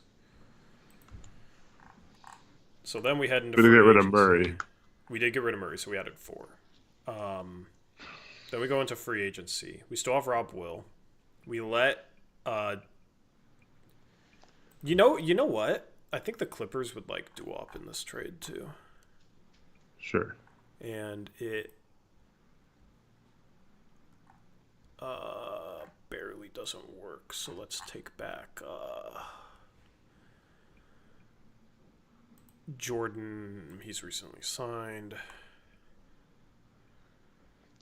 Cam Christie. Well, if we're having to take back someone, it doesn't help us to get rid of someone, right? Well, you just waive. All right. Yeah, let's just keep it simple like that. Let's just say we trade Duop somewhere. We let Delano walk, so we're still up 2 roster spots.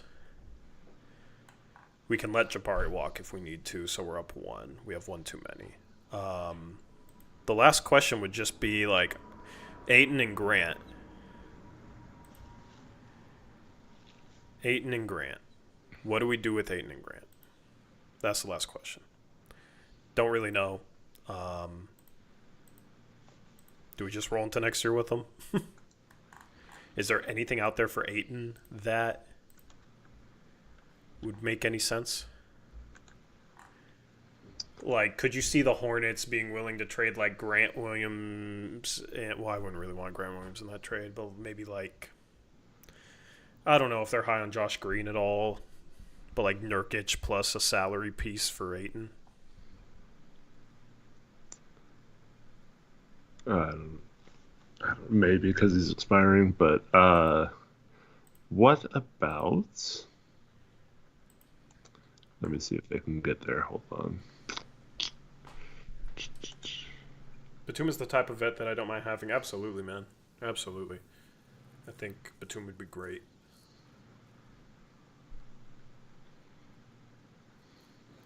As a mentor.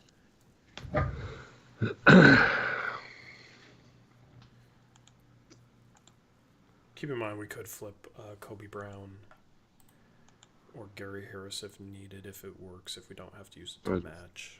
Cut those guys. Yeah. Yeah, let's say we cut Kobe Brown. I would like to keep Gary Harris just as that expiring, even though we have a ton of experience. What our cap situation is, we're like way below the tax, right? Yeah, we traded Ant for Gary Harris, Kobe Brown, and Nick Batum. So that's like 27 mil for like 14 mil. So we saved 13 million then. We did draft some players, but the cap goes up by like 13 million anyway. Yeah. So relative to the cap, we saved probably like 20 mil from like this year to next year in relation to what the cap and the luxury tax lines are. So I think we're still going to be over the cap, but we're going to be far enough below the luxury tax to use an MLE. Is what that looks like.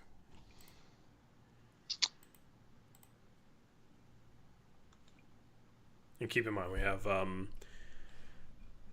we still have Scoot, Sharp, Denny, Kamara, Ayton with Grant and Klingon off the bench, with Knipple off the bench. We just drafted Rasheer Fleming and Walter Clayton. That is our roster right now.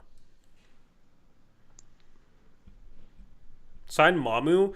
I like Mamu, but if we draft Rasheer Fleming with like a second first-round pick, I'd rather those minutes just go to him. Would you you trade either Grant or Ayton for a poo-poo platter from the Lakers of Vanderbilt, Vincent, and Kleba? Vanderbilt, Vincent, and Kleba. Or what would they have to attach for you to do that deal? For Grant, I would do it probably straight up. I just don't think they would for Ayton. I wouldn't do it straight up, and I think they would. I think they would do either one of those trades. You think they do it for Grant? I think they Don't they would. want cap flexibility moving forward because it's LA? Especially like next year when like Vincent and Kleba would expire, like 2026 offseason.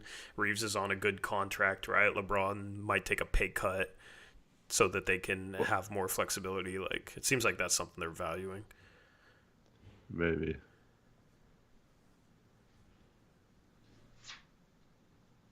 I just think they might go for it this next year. With LeBron probably having one more peak year. What about as the third team in a KD trade?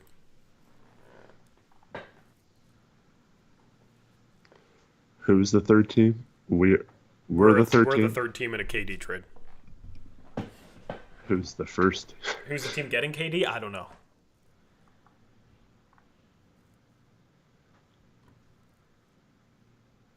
OKC. If they lose in the playoffs this year, they'd have to trade Hartenstein to match. So you give the Thunder Robert Williams as well as KD, and then you offload Grant onto the Suns, who are stuck with Beal. But the Suns find a way to save a bunch of money, so they duck the super tax. They want Hardenstein. I mean, I'd want Hardenstein. Well, I mean, like, Suns would need a center going forward, right? Like we're getting out here in the weeds, but just I don't know if OKC trades Hardenstein and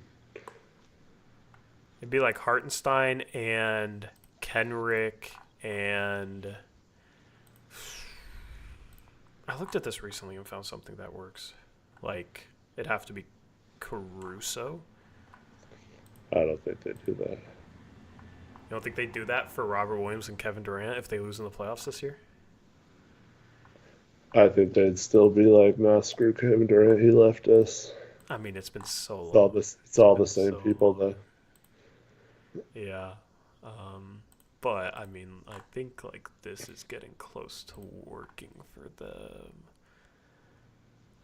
Robert Williams. Whoops, Kevin Durant to our team. Nope. Wait, what if we just...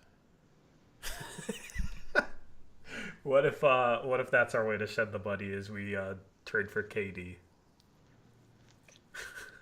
No, because you have to give up assets. They're not. No, Phoenix like we give up the assets. I know, but like we give up the assets. No. Finally, everything's all right. We get KD. If they tossed in like Jang, if they did like Jang, Caruso, Hartenstein, Williams, they could get back KD and Robert Williams, but probably not. Who do you think is the suitor for KD? This might be how they have to get creative, which means it's not going to happen. But like, let's say Houston, right? Is that the team you think? Elizabeth Allen says OKC or Minnesota. I just don't see how Minnesota does it. Yeah. Or do we just pick this back up another day? Maybe you come up with a good trade idea. Okay. And I'll try and come up with one. It's streaming for like 4 hours. Well, it's the last postgame show of the year. Yeah. Right, we're enjoying it. Okay. We're enjoying it. We'll continue that some other day. I did not expect it to take that long. I don't know. See, this is the problem. Like, how are they going to trade Grant? This is why it's good to do these things, because it kind of illustrates the difficulties of it, of coming up with just even a trade that makes sense for the Blazers and another team with Jeremy Grant. And why you have to give Cronin some. You have to blame him for not doing this sooner. Yeah. And why, yes, we'll be happy if he finds a way to dump his contract like that poo-poo platter from LA I was talking about. But I don't want to hear people say, see, he was able to do it all along if he has to trade it and give up assets to get rid of it or something, or he gets nothing but expiring crap back for him. Yes, that would be a good trade going into this summer in the situation we are at now, but it still doesn't make Cronin a good GM for putting himself in a position where he had to make that trade, if that makes sense. Yeah, absolutely. I still think, like,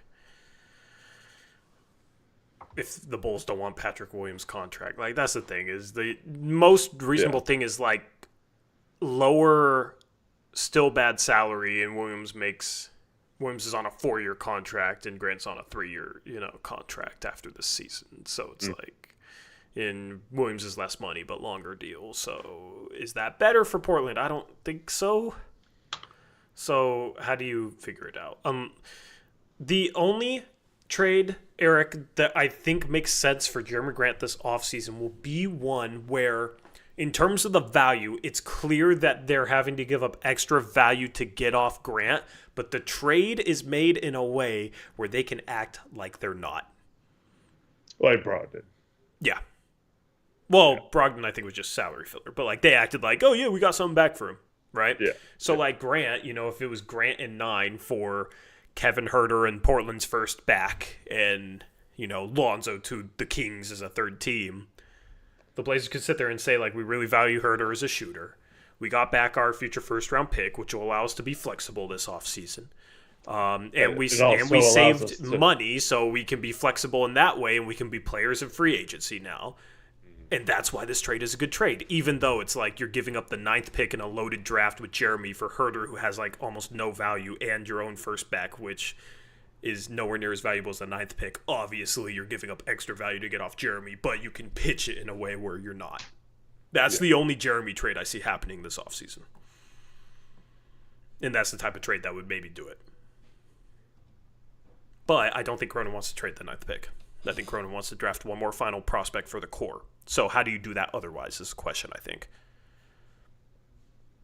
But Cronin put himself in this tough position where he has to get really creative in order to meet all those parameters now, instead of just trading him to the Lakers last offseason because he wanted too much value.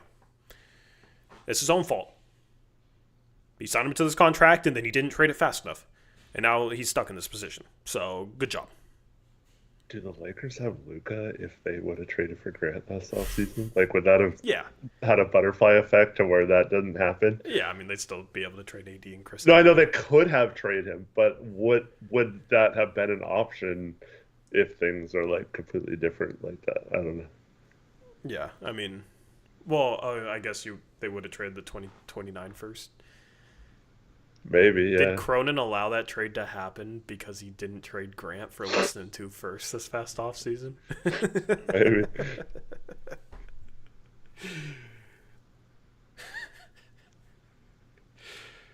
That's actually funny to think about. Wow. I haven't even thought about that before. That's crazy. Anyway, we'll figure out a Grant trade, I guess. I don't know. We're going to have to think really, really hard. We're gonna have a lot of work to do before our next weekly check-in with Burt Cold. Yeah. Cold day? Is it cold or cold day? I think it's just cold. Cold. It's a cold world, man. Bundle up. Did we get to sleep most of that time though? Take walks? Yeah. Take walks and take very important phone calls? Yeah. Yeah, I think so. I hope so. All right. You know? Yeah. Yeah. So, anyway. Season over. Blazers 36-46, tied for 9th best odds in the lottery, man. If they move up, it solves a lot of problems. They have some tough decisions this offseason. How in the world are they going to get rid of Jeremy Grant? The thing is, can Clutch pull some strings to get Grant to a place he wants to be more in a way that makes sense for the Blazers, Eric? That's maybe the one saving grace because Clutch has so much power. Can Clutch pull assuming Jeremy Grant wants to move on and wants to play for a winning team where he can kind of, have more of a role, or at least in his mind, and the Blazers want to get rid of him, can Clutch Sports orchestrate something somehow? That's a legitimate factor to this trade, right? Would you agree so, Eric? Like maybe they could help out Portland by finding a way to get Jeremy where he wants to go in a trade? Yeah. And they can negotiate it instead of Cronin? Well, that was the other thing. I know Benny said the thing about Christian Laettner, but before that, he was saying that Grant obviously is a Clutch client. He was saying that they want him in LA and Grant wants to be in LA.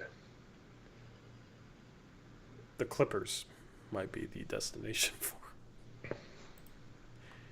I could see the Clippers actually being the team to trade for him. I assume they're talking about the Lakers. I just don't see the Lakers doing it at all.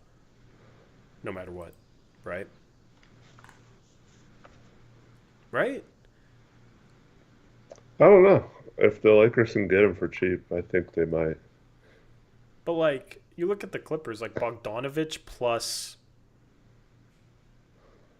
Dunn plus Batum is $26 million in salary. That's almost Jeremy's salary, right? And they have room before that would work for them.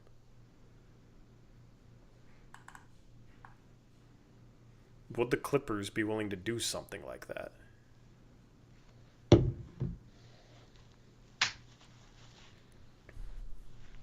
That might be your Jeremy trade. Yeah, I was thinking about that. Yeah. And he gets to be in LA just with the Clippers. Yeah. Because their window is like right now, and they don't have. It's not like that's going to cost them other opportunities, right? And they kind of need to take a chance on something like that to get better.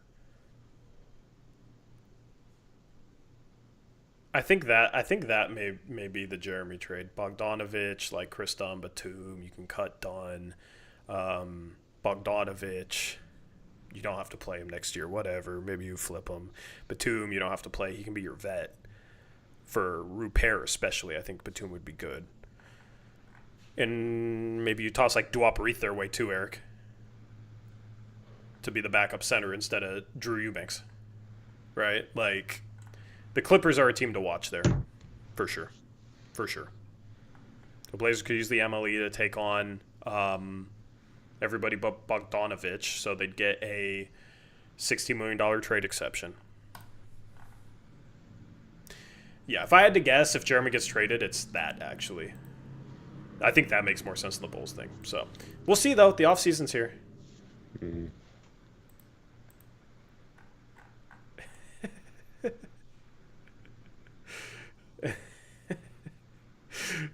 Chris cracks me up, man. I'll be on Twitter. We'll clip some things from Media Day. We'll react to them tomorrow on stream. We're going to be live 9 p.m. On Wednesday, I'm streaming with Stephen Vaughn at 8 p.m. And then another episode of Blazers Uprise Live on Thursday. And I'm looking forward to that. And anything else for this season, Eric? Man, it's normally sad ending the final postgame show of the year, but we've been streaming so long that like the sadness is just gone, which is kind of a good thing. So I'm just ready to bow out here on this season. Yeah, I agree. I don't know. It's had some fun moments at least this season compared to the season before. The winning and having a chance to go for a play-in had at least a different dynamic to the season than just flat out tanking.